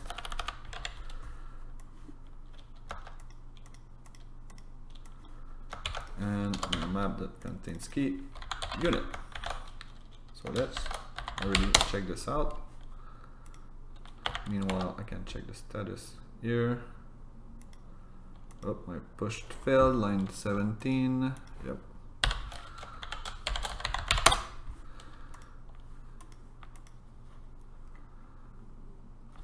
Oh, see, there's some place in my package where I forced account, because when you create a version, what it actually does is try to install your package into another scratch org and see if it builds.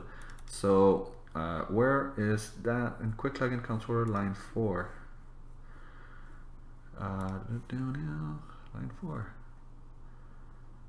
doesn't make much sense. QuickLogin controller. Where account ID equal ACK ID. Oh, I left out of that, yeah. I don't need get account instance. that's the thing, and that should work. So I'll push that. Before creating another version, I'll make sure that my unit tests are running. So test, invoke Apex test, QuickLogin controller test. Fail rate 100%. So what's the issue? Duplicate field selected, name in QuickLogin controller. So see that when I talked about the having a map or set here, is that I could do set, and already I think that should fix it, because the set cannot have the same key multiple times. Join, that's it, yeah. So I'll do list is to select a list. Now I need to convert it to a list. Whoops. String go to select it, so a new list of string, and field selected that add all fields to select. Whoa. Here I can do if not fields to select contains that. I'm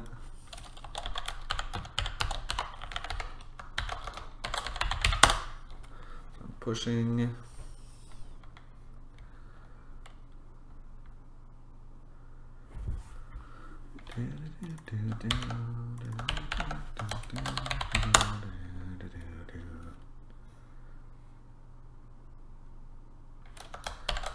So invoke Apex test, QuickLogin controller, pass rate 100%. So that worked, but that's just the basic scenario. Now, but I'm not filtering, and that's is this filter. So I can, once I have that data, so no filtering by name, I can just copy it over, because that's just querying my method and validating its result, and that's all I want to do here. So filtering group by name, I will say I will filter where name equal unit. So what is my expectation here? That should only contain one, and that should not contain test, but should contain unit.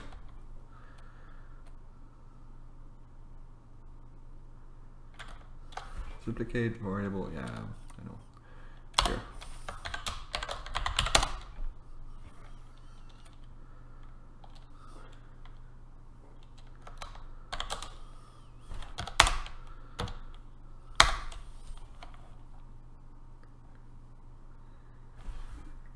So my tests are working. And now I want to test my grouping properties, because I'm testing something that's filter out something. I could do unit test and I expect it to be 0. Here this should not work. Here it should be false and false. Filtering group by name. So I will copy that over and I will make it test grouping. So I kind of know that I group by name. What if I group by ID? If I group by ID, I do expect to have 2 different results, because those are 2 different ID, and I don't have the records. I can assume we're all good there. that those are two different ID. I don't mind the same exact ID. And then go by username, or maybe by a sandbox. That will be a good comparison. Or yeah, I'll use username. Test.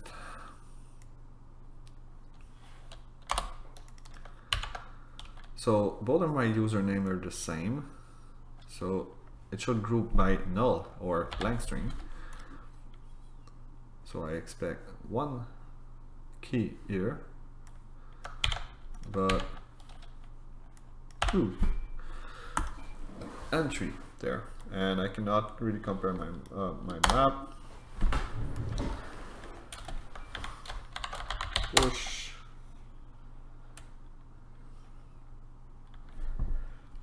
And then Apex test and Apex test, QuickLogin controller test. One thing I'm not testing here is my recursive function. One test failed. It's my recursive function because I don't want to include the relationship to account in my package. But code coverage should still be perfect or next to perfect. So which test failed for what? Duplicate field selected ID.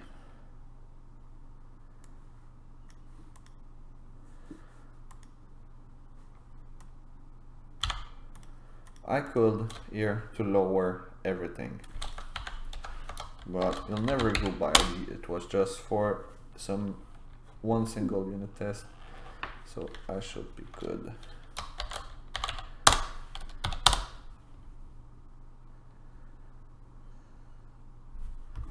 Still failed. Attempt to difference rest null object, line 29 here. So that return null. Oh yeah, I didn't want it to do toString there. That's the thing. Because I'm already handling the null here. And looking at the code, I do expect it to be a blank string. So I'll assert that get blank string size equals 2. What am I doing? Yeah, because that's a blank username. Yeah, there should be 2 records in there.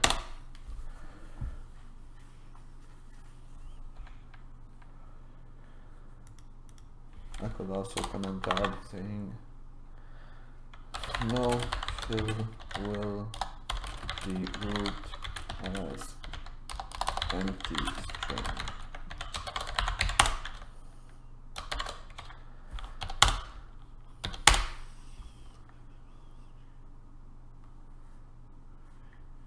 Here we go, Apex test passed.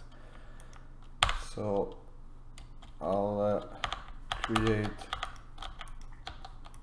a new version. Why isn't that working? Oh, there it is.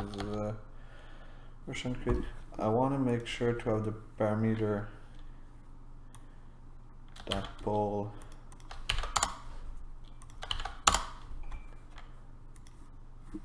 come on here, version create.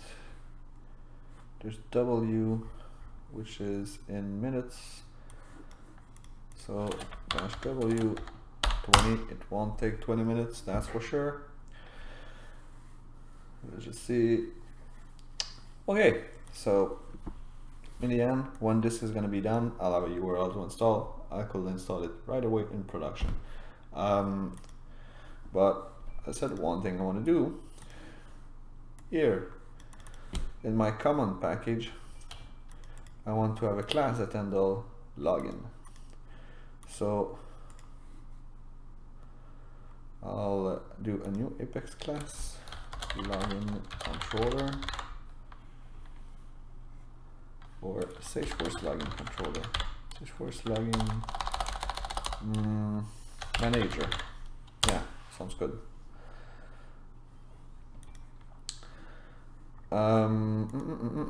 I'll see if I open the scratch org, which scratch org will it open? Is it the last one I use for this package? Yep. No. Connect Inspiration, and that other one was Momentum Velocity. So it opened that window, which is another scratch org. So let's see, it's still sleeping here. So I have my login manager.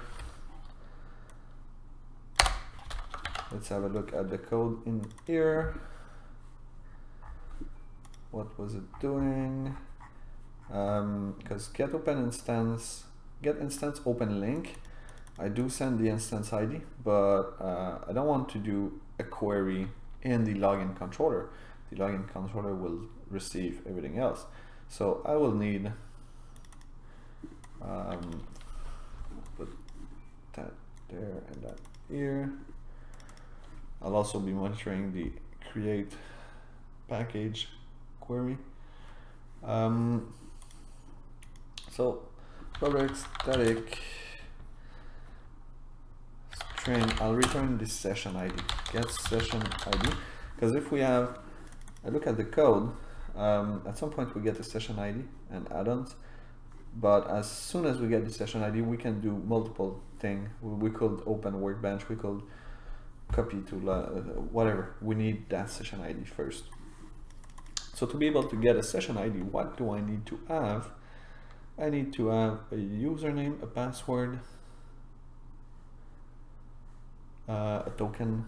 So oh, here we now have a package ready. I want to install it in production right away. I want to do the update because there's a few things missing. It's going to work in our production environment, but I want to add the remote site setting into the package, into common. So whenever you install common, it's all in there. So I'll continue, but most part, hopefully you've seen how to build a Salesforce package, how to properly configure it, and how to design, mostly how to unbind it from the data. It seems simple. It was still a really simple project, but it's the best way to do it. And also try to keep everything separated. Try to keep, let's say, the login part, actually login to Salesforce, that does not belong in the Lightning component. That does not belong in the Lightning component controller neither. It belongs into a login class that just does that.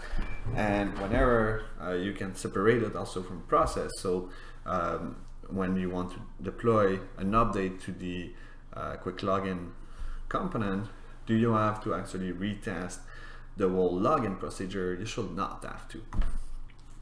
It needs to be into another component. So whenever you build new features, either for a client or for Nubic itself, try to think this modular way. A good way to start without having to mess with the SFDX package is just with a naming scheme. Try to name like, this is a common library, or this is my data manager underscore name of the class. And the prefix being the package name you are going to be using. So here that will be QuickLogin, but Soap Partner, does that need to be in QuickLogin? No, it needs to be into the common or into license or into something else. Like, it does not belong here, but it will be into common. So try to avoid relationship, like common should never depend on something else on the package that you're building, because then we will need to upgrade everybody. But yeah, think about all of those. For those that want to stay, you're all free to stay. I'll go on, as I said, up until I'm done splitting the license, the login process to the common library. And also I'll talk a bit about package dependencies, because I'll be able to say that my QuickLogin component need a common package now. But it's just a matter of specifying an ID into the SFDX project. So back to login. So to log in, I will need I need those class, that's for sure. So partner, I'll create them right away. Let's QuickLogin here, some class, add a new Apex class. So partner,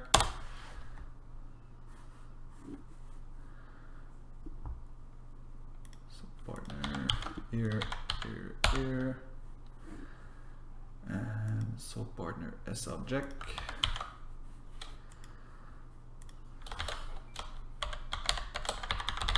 S object.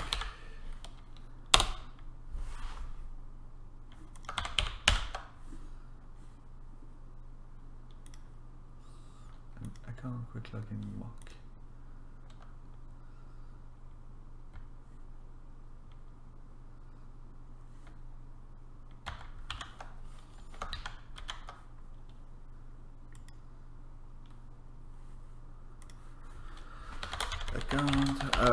One thing about account QuickLogin web service mock, I don't feel like I'll need it. To some extent I will need a mock, that's for sure, but definitely won't be named account QuickLogin web service mock. But I'll create it just to get it working as soon as possible, and then I'll tune it. So now I'm adding them to the common SFDX package.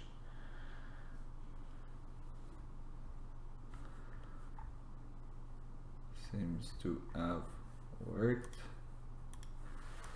Which environment did it took? This reopen to make sure. Connect inspiration. That was not momentum velocity. All good.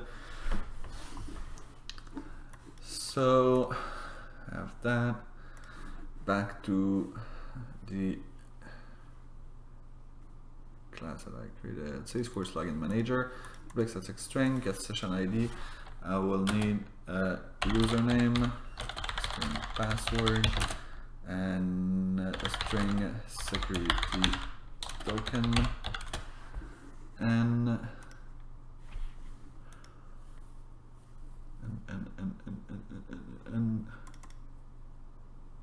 Boolean sandbox.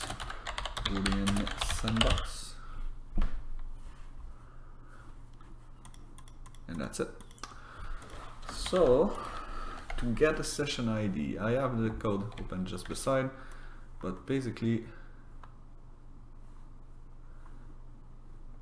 this is the code that does it all. Now I'm saying that I return the metadata server URL, and I'm wondering what I'm doing with that, as I need it. Yes, I do. So as I need the session ID and metadata server URL, I'll do or could I just return the sole partner login result? Oh, one thing, when you do such thing, global.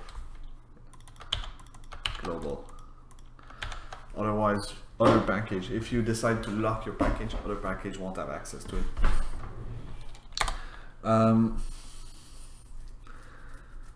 So I could either return sole partner.login result, or I could wrap them, which is what I'm going to do.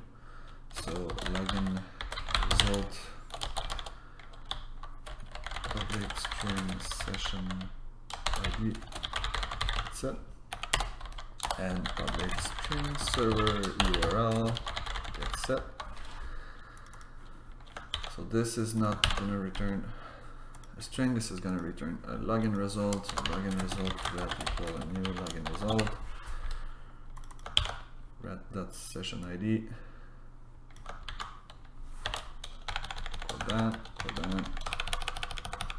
equal that, so I'll do return rat.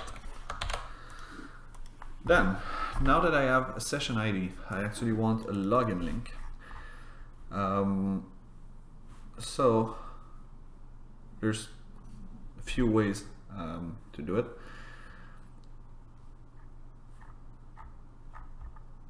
I'm thinking about the best way or the cleaner way to build something. I can either do global static string get login link, or build get login link, and then pass all those parameters again.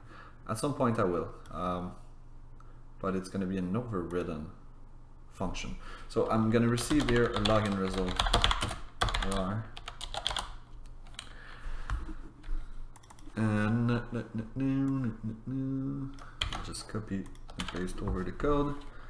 If lr.server URL server URL lr.server URL lr. I assume that this code was all working already. I need to add the dot to my clipboard.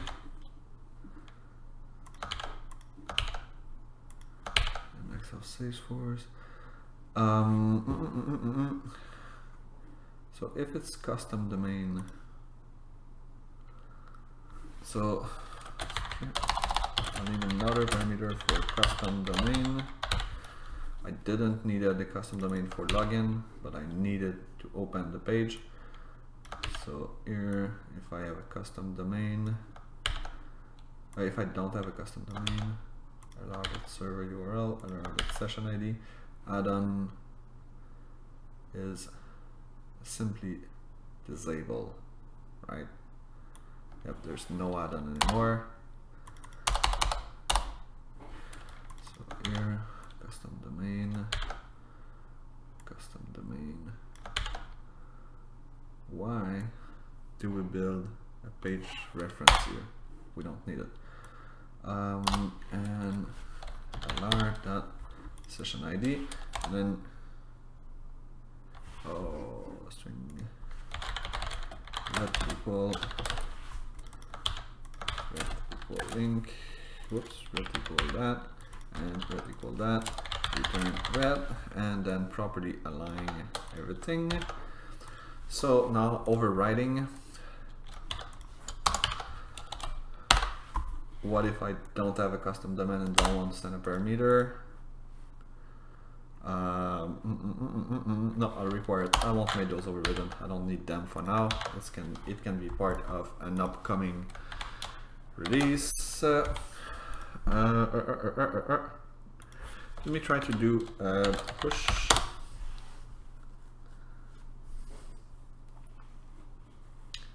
Duplicate variable password. String password. So it's password token actually. If there's a token, password token equal password token plus password token, password here. Oh, SFA.username, that's not what I want. It's just username. I'll remove the system.debug for now. We don't care about that. We could just there's a way to get Salesforce current version. So Apex, I'm wondering if it's user input. That's Salesforce version. Does anybody in the chat know how to find the current Salesforce version in Apex?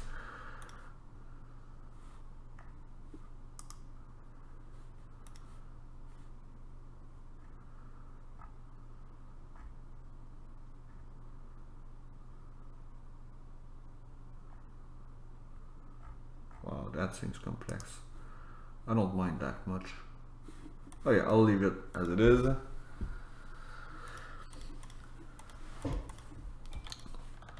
And yeah, I'll push.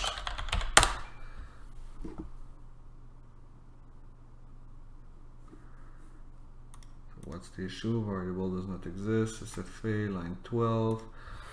I screwed up big time. Here, 12, 6, 13, 11. 12, 13, 6. And 11.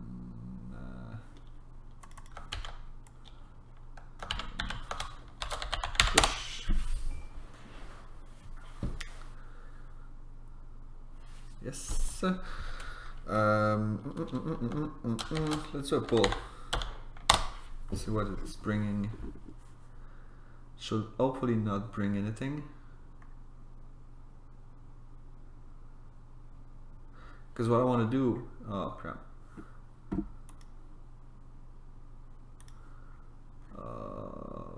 It brought all of my test stuff. So in data source, in objects, layout, tabs, profile. Okay. Let me open this up. Should have created a new scratch org. It takes only a minute or two.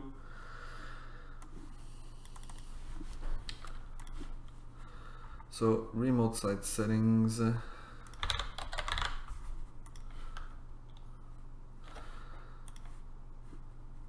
want to have Salesforce sandbox test.salesforce.com or Salesforce sandbox login. Save a new. Oh crap. HTTPS. Are we calling through HTTPS? Yes.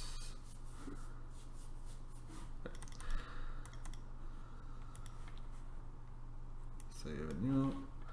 Salesforce production HTTPS login at salesforce.com. Disable Salesforce production login. Save. So now if I pull,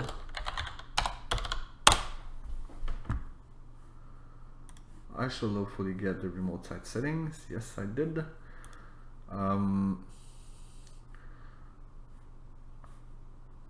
Now I need my test. Create a new Apex class.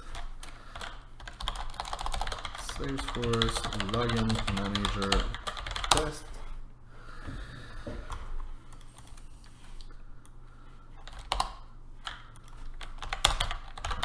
Test. Whoops. Test. That is test public static forward. There's somebody at my door for some reason. I guess I got a delivery. Who cares? I do. So what do I need to test here is actually just a login, right? So test login success.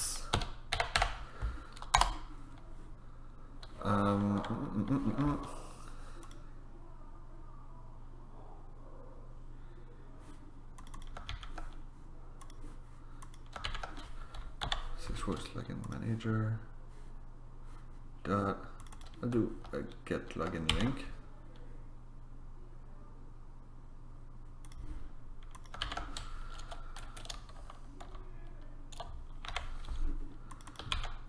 And to be able to do a get login link, I need to do Salesforce login manager dot get session ID.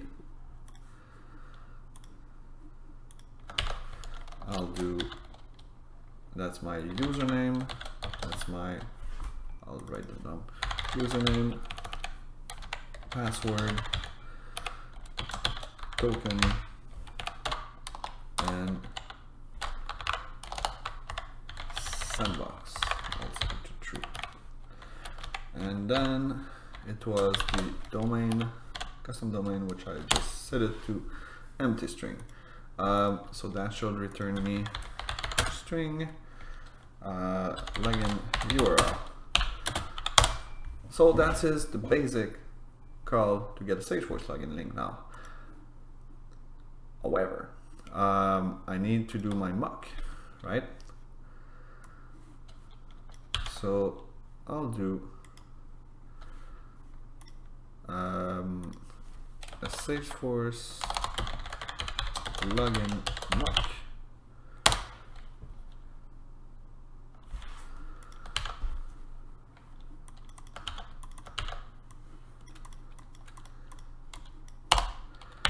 So whenever I have do invoke session ID. Split. So that is a success call.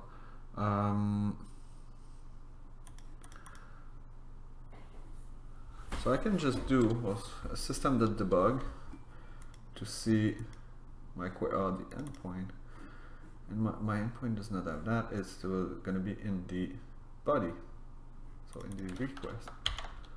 I'll Google the mock. Well, crap, what did I do? Web service mock. Apex web service mock.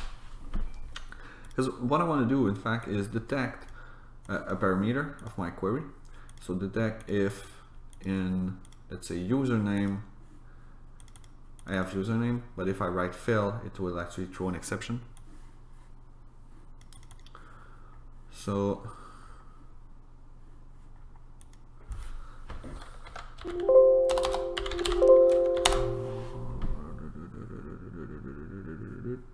response engineer, response type, response map, send for the request, parameter.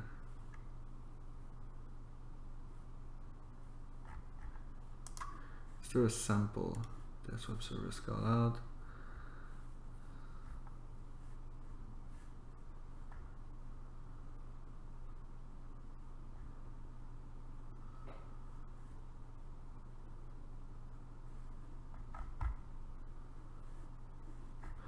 And what is the stub? Is it the body?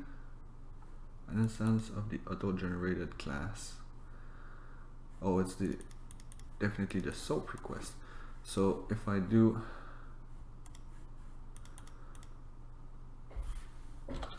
system.debug request,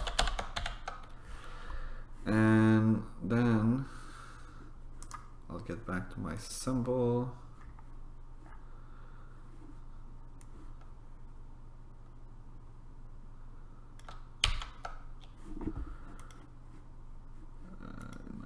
Here, the service mock is Salesforce login mock.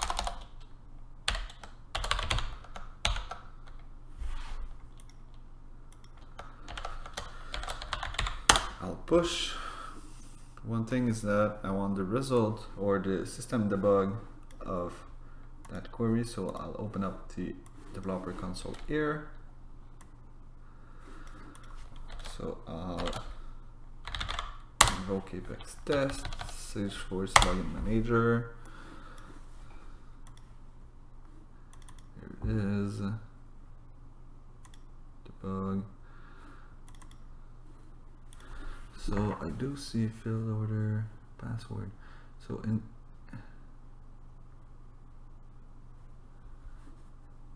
is that a key? Login element.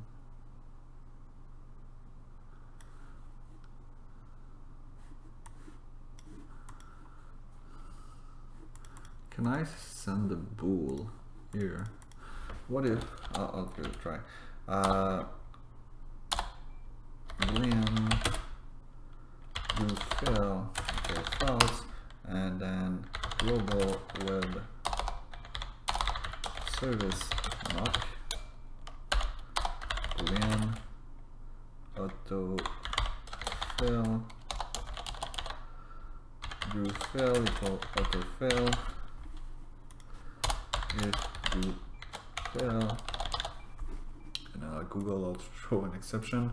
Apex throw exception.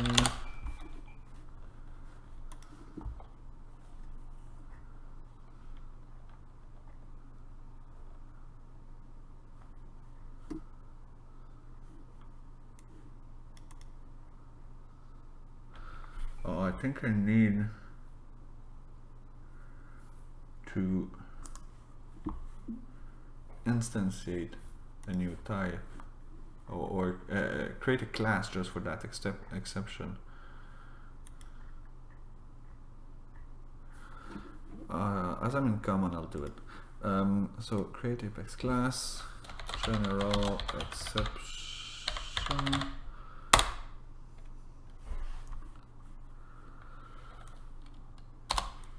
global and global here extends exception.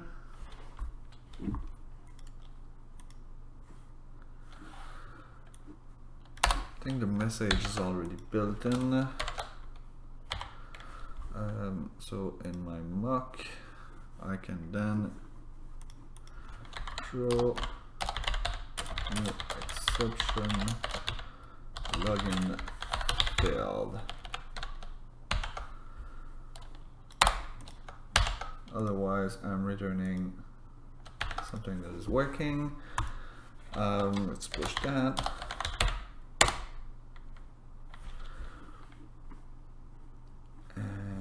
I can now delete the account QuickLogin web service mock. Oh, invalid constructor. Type cannot be constructed.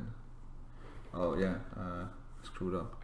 I'll delete account QuickLogin, and then in my mock here, for some reason I forgot to say general exception.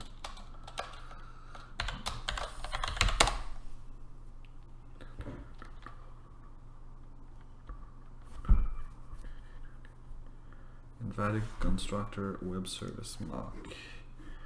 Line 4 of here. Push. But then here now I'm not doing it, so true. And this is failure. So try.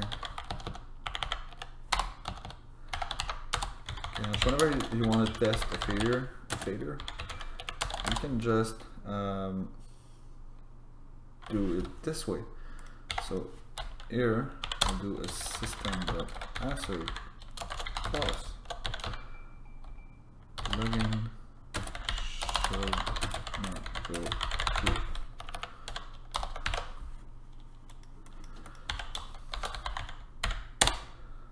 Push. As the login manager, it's run. So now test login success. System.answer equal false. Login should go through. So if there's any exception, instead of crashing, I'll just do that. And system.answer equals true login URL that starts at a lower and that starts with HTTPS. So I'll kind of be good enough with that. Just make sure that those two calls return me some sort of login with HTTP. Test.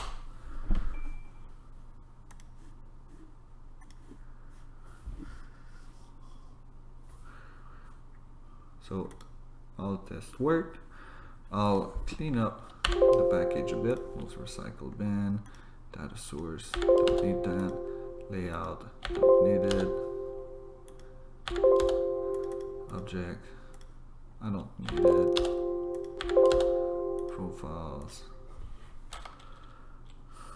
no, I don't want any profiles update. Remote site settings, I do need them. Tab, I don't. And lightning component, there's no lightning component. So here, as I already have a package created, it's already bound here to an ID. I need to update my version number. I will also git commit So all the changes that I made, there's a new org, so this goes there. Add login manager, yes, and then push. I'll create a new package version.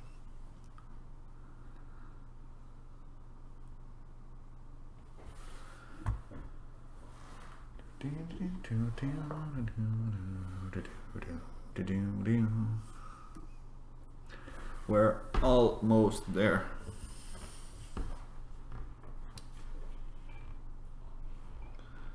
It's been 2.5 hours.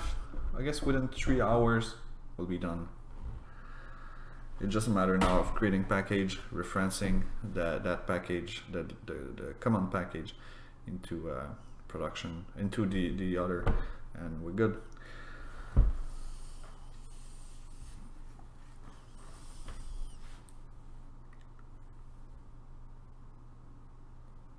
Are you guys still around?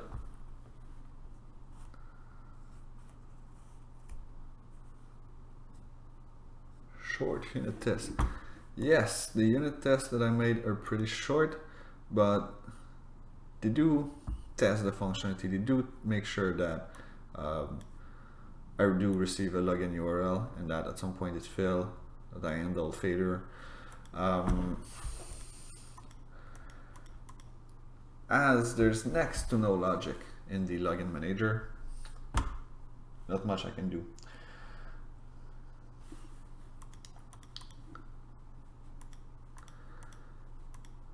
But you've seen the unit test in the QuickLogin by itself. It took me a few minutes to do, and they're all valid. And by separating also concerns, like I have a login manager and I have the QuickLogin that just lists accounts, I can do unit tests that test just listing of the accounts by themselves. I don't have to think about actually logging in, which really helped me out building it quickly. Meanwhile, I can get back here, strip most of it. In fact, I don't need link. I won't need anything that handled the URL. So here, that will return Salesforce login. That will return pretty much my unit test here. So this will return.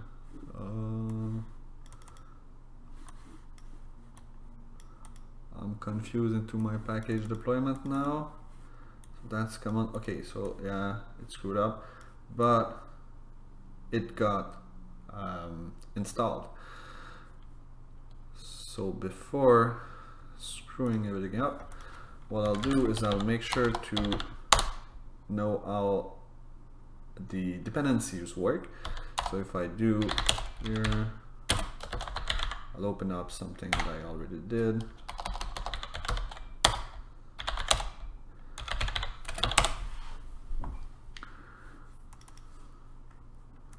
So here I've got subscriber package version here in my dependencies, so I'll copy that over.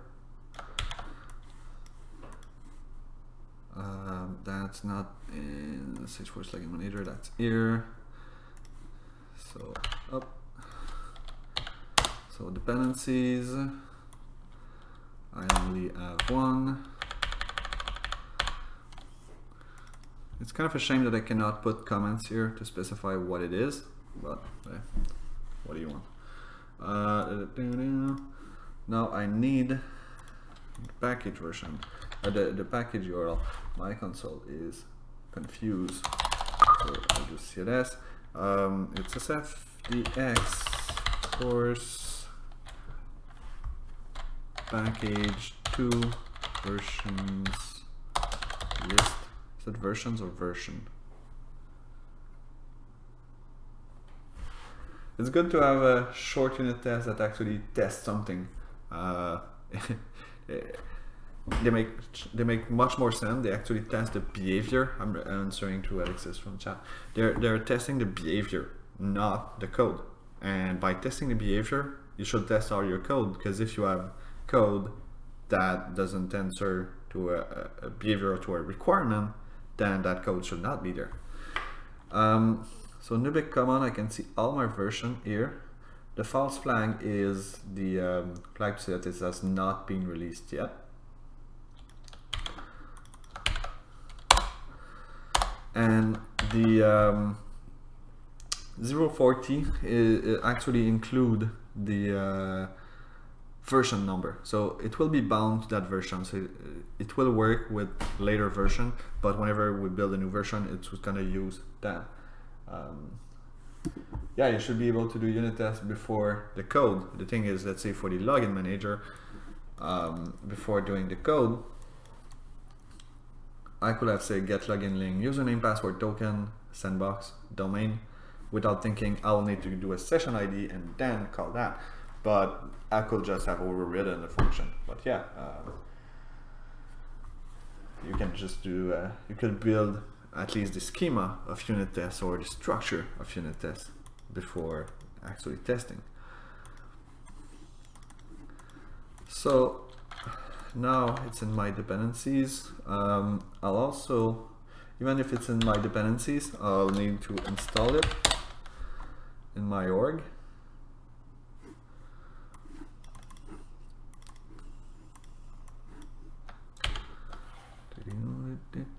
There's a command to install it, but yeah, guess it's still not ready, or I screwed up the URL. Whichever, I can still continue my code. So here I can do reader and Salesforce login manager dot. I'll use my unit tests here. Session ID. My username is sfa.username. Password sfa.password. sfa.token. sfa.sandbox. And sfa.custom domain C, and that is it. And even here I could do a unit test for that. I'll try not to, just because I need to set the mock for some reason. I could set the mock within that method. I could say, like, when I do get session ID, if test, yeah, I'll do that. But I already built. See, what I have in mind is that in my command package, that's not the command package. That's the command package. Oh, here. That's the command package. So in my login manager here, I could call that if test that is running test. If test that is running test.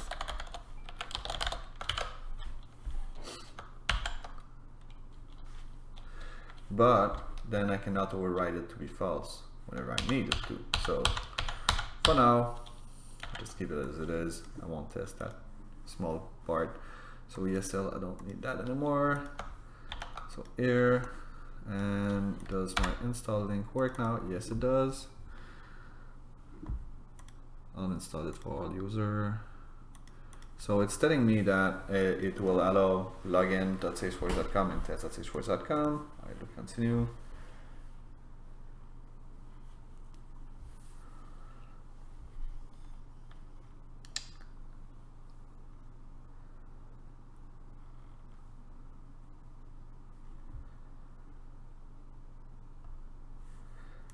Meanwhile, I kind of cross my finger that it's gonna work. So I can release the package. Why doesn't that work that good? Come on. SFDX version update. Oh, installation complete. Okay, we'll release the command update later on, so we can install the command update production, because right now it's still a beta. So I now have it here. That's the command, that's the other one. Push.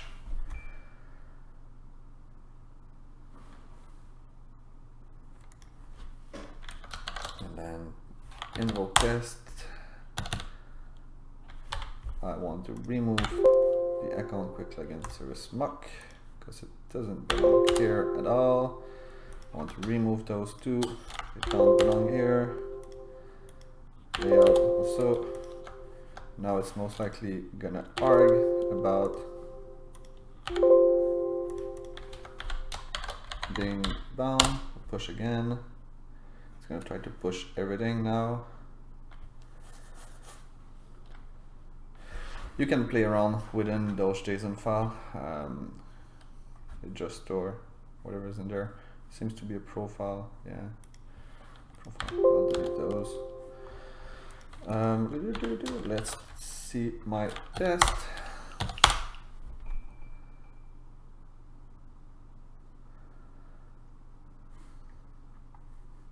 Pass rate 100%. I can just go to home now. Definitely my credentials won't work.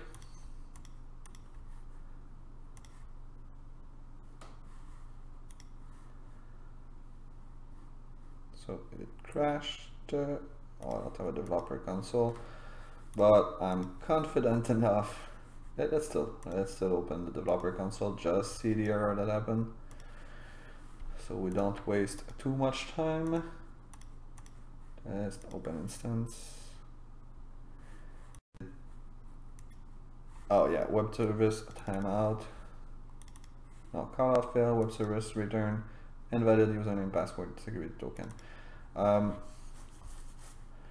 We could try to handle that within the Lightning component at least. So let's see if we do have the event. So if static else alert response.get return value. Let's just try to do that.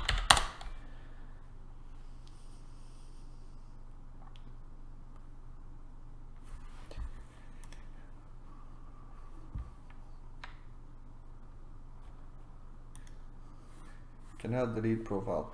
I know. So let me delete everything again.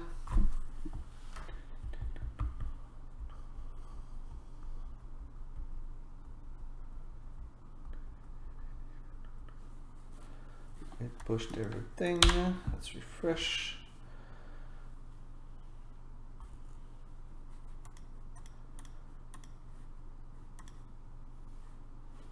Seems like oh no. So as I don't have any return value, I'll just write invalid credentials.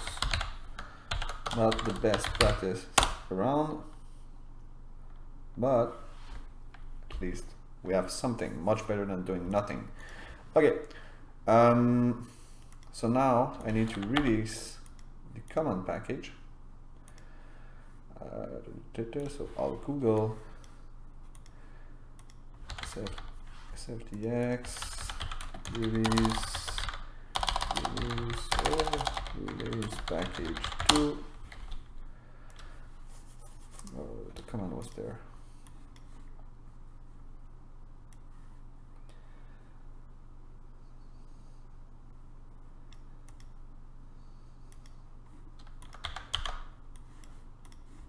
You might have noticed that I need the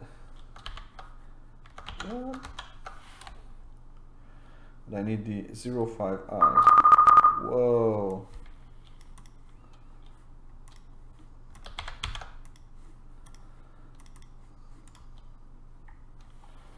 Oh, that's good.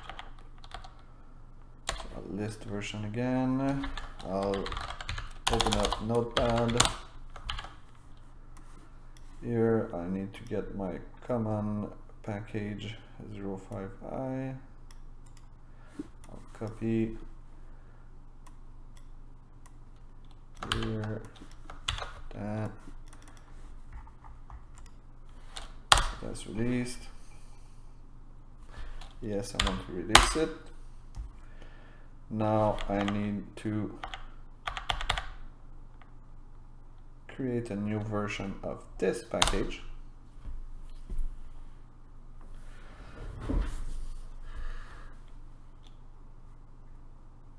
I can also go install that package in production now. That's Salesforce.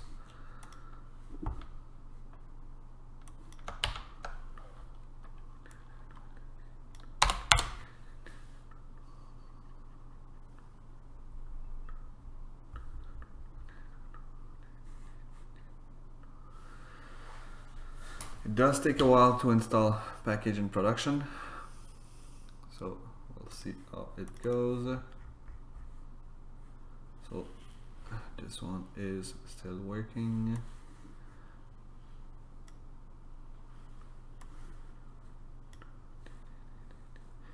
The terminal does have a few issues in there. You can always do CLS to clear it all and kind of reset. All user upgrade.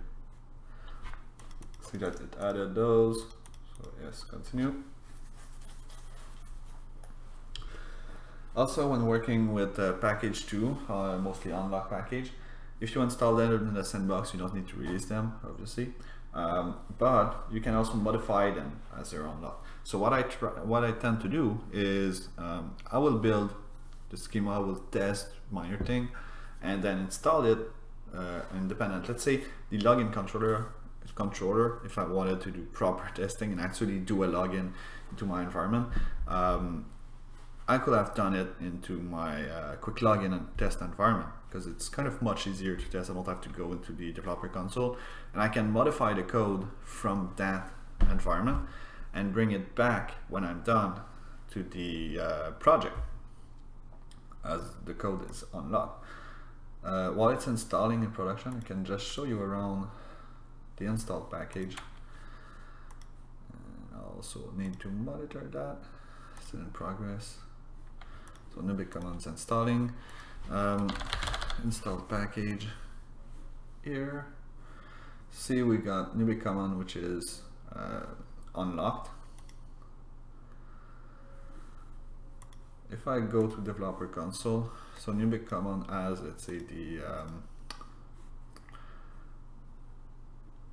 custom metadata controller. So oh, it's global. Usually we can edit them. Strangely, it is unlocked. I know at least for lightning component, you can go and edit the lightning component straight from there. Maybe not Apex class, or maybe it's because I'm in another Scratch org. But play around with those.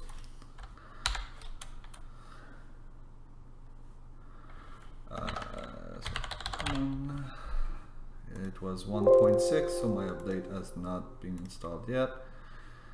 Is that done? I'm not sure if it's done. Yes, seems like it is. Let's do the version list.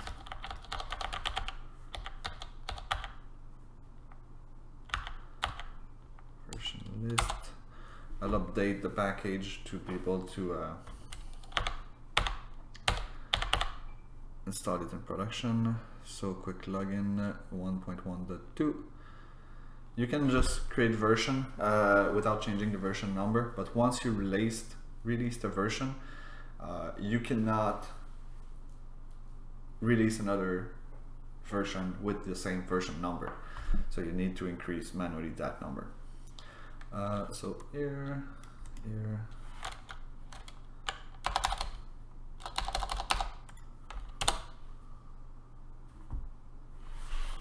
Yes. Now I'll copy that URL.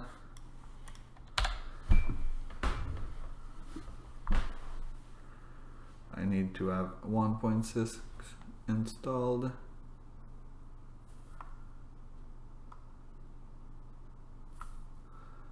It's still 1.5. So going forward, we really need to think about making small modules like that. There's a lot of more advanced way of thinking, like using a library that is a data manager, or like splitting responsibility. And there's a lot of way of communicating. Let's say for the trigger framework, you do have, let's say, a trigger on account, and you build an account manager. So the account manager is their querying field. You need to build something dynamic, so the queries add fields based on package that are installed. But also for trigger, you need to package that are going to require actions on something that is managed by another package account should not create trigger, because if we create trigger, we lose the benefit of the trigger framework, even if we rebuild another one, because we cannot see that trigger and we cannot edit it. So what we should do is have a trigger manager that actually lists the package that required a trigger, or the like, it's most likely using custom metadata. You build a list of class to call based on an object trigger. So your trigger framework will do, well, give me all the metadata that are triggers on account and that are on before insert. So then you call that class. So you can build a package without having to do any trigger, and your data manager will automatically call those class. I don't know if I explained that properly. It's kind of complex. I'm trying to build one simple data manager that works like that. But the goal here is really to have a controller per data type or per subject. So let's say with financial voice invoice, we do have only one financial voice invoice data controller, and whoever needs to do something with financial voice data can just include that package and register to its trigger or register to its event or whatsoever. Oh yeah. Now at some point the Nubic command package will get installed.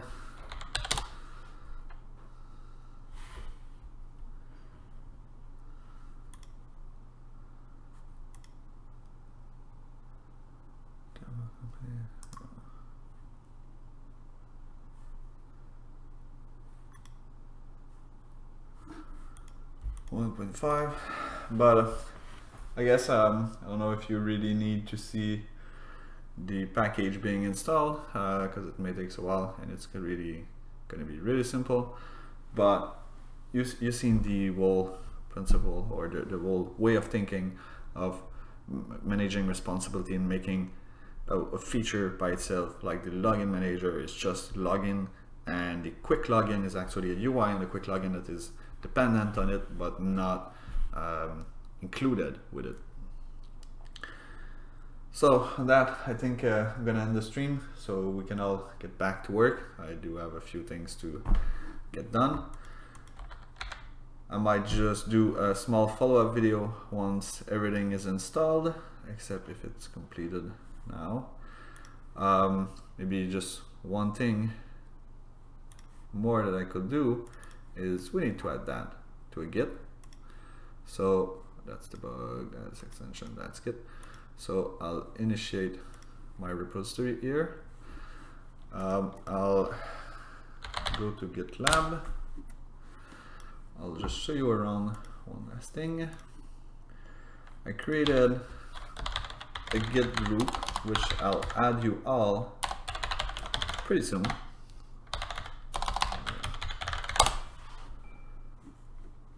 Group Nubic SFDX. So those are all our internal package that we currently use or will use at some point. So I will do here QuickLogin, private create project,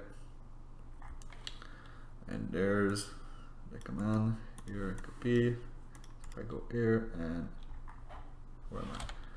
So I added the remote origin here, and then I can just do first version, save, yes, and push, yes.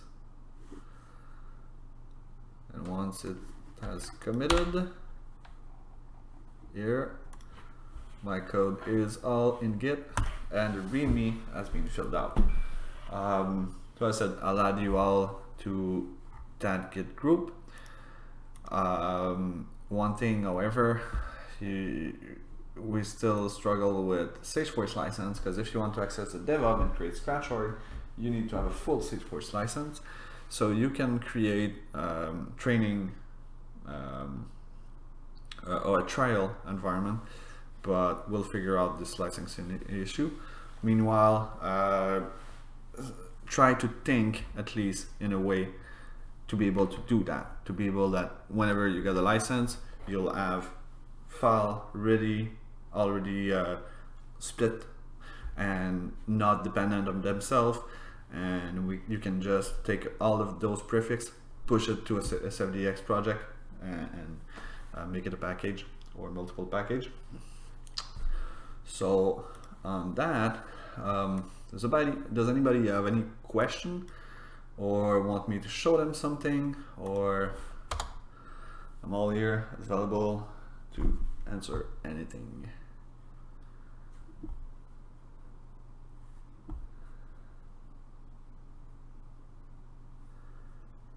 If nobody have a question, I guess I'll just end the stream right now. So thank you to all of those that attended. The video will be available on my YouTube channel. It will most likely be posted in our chatter too. So have a nice remaining of the day. Take care, have fun.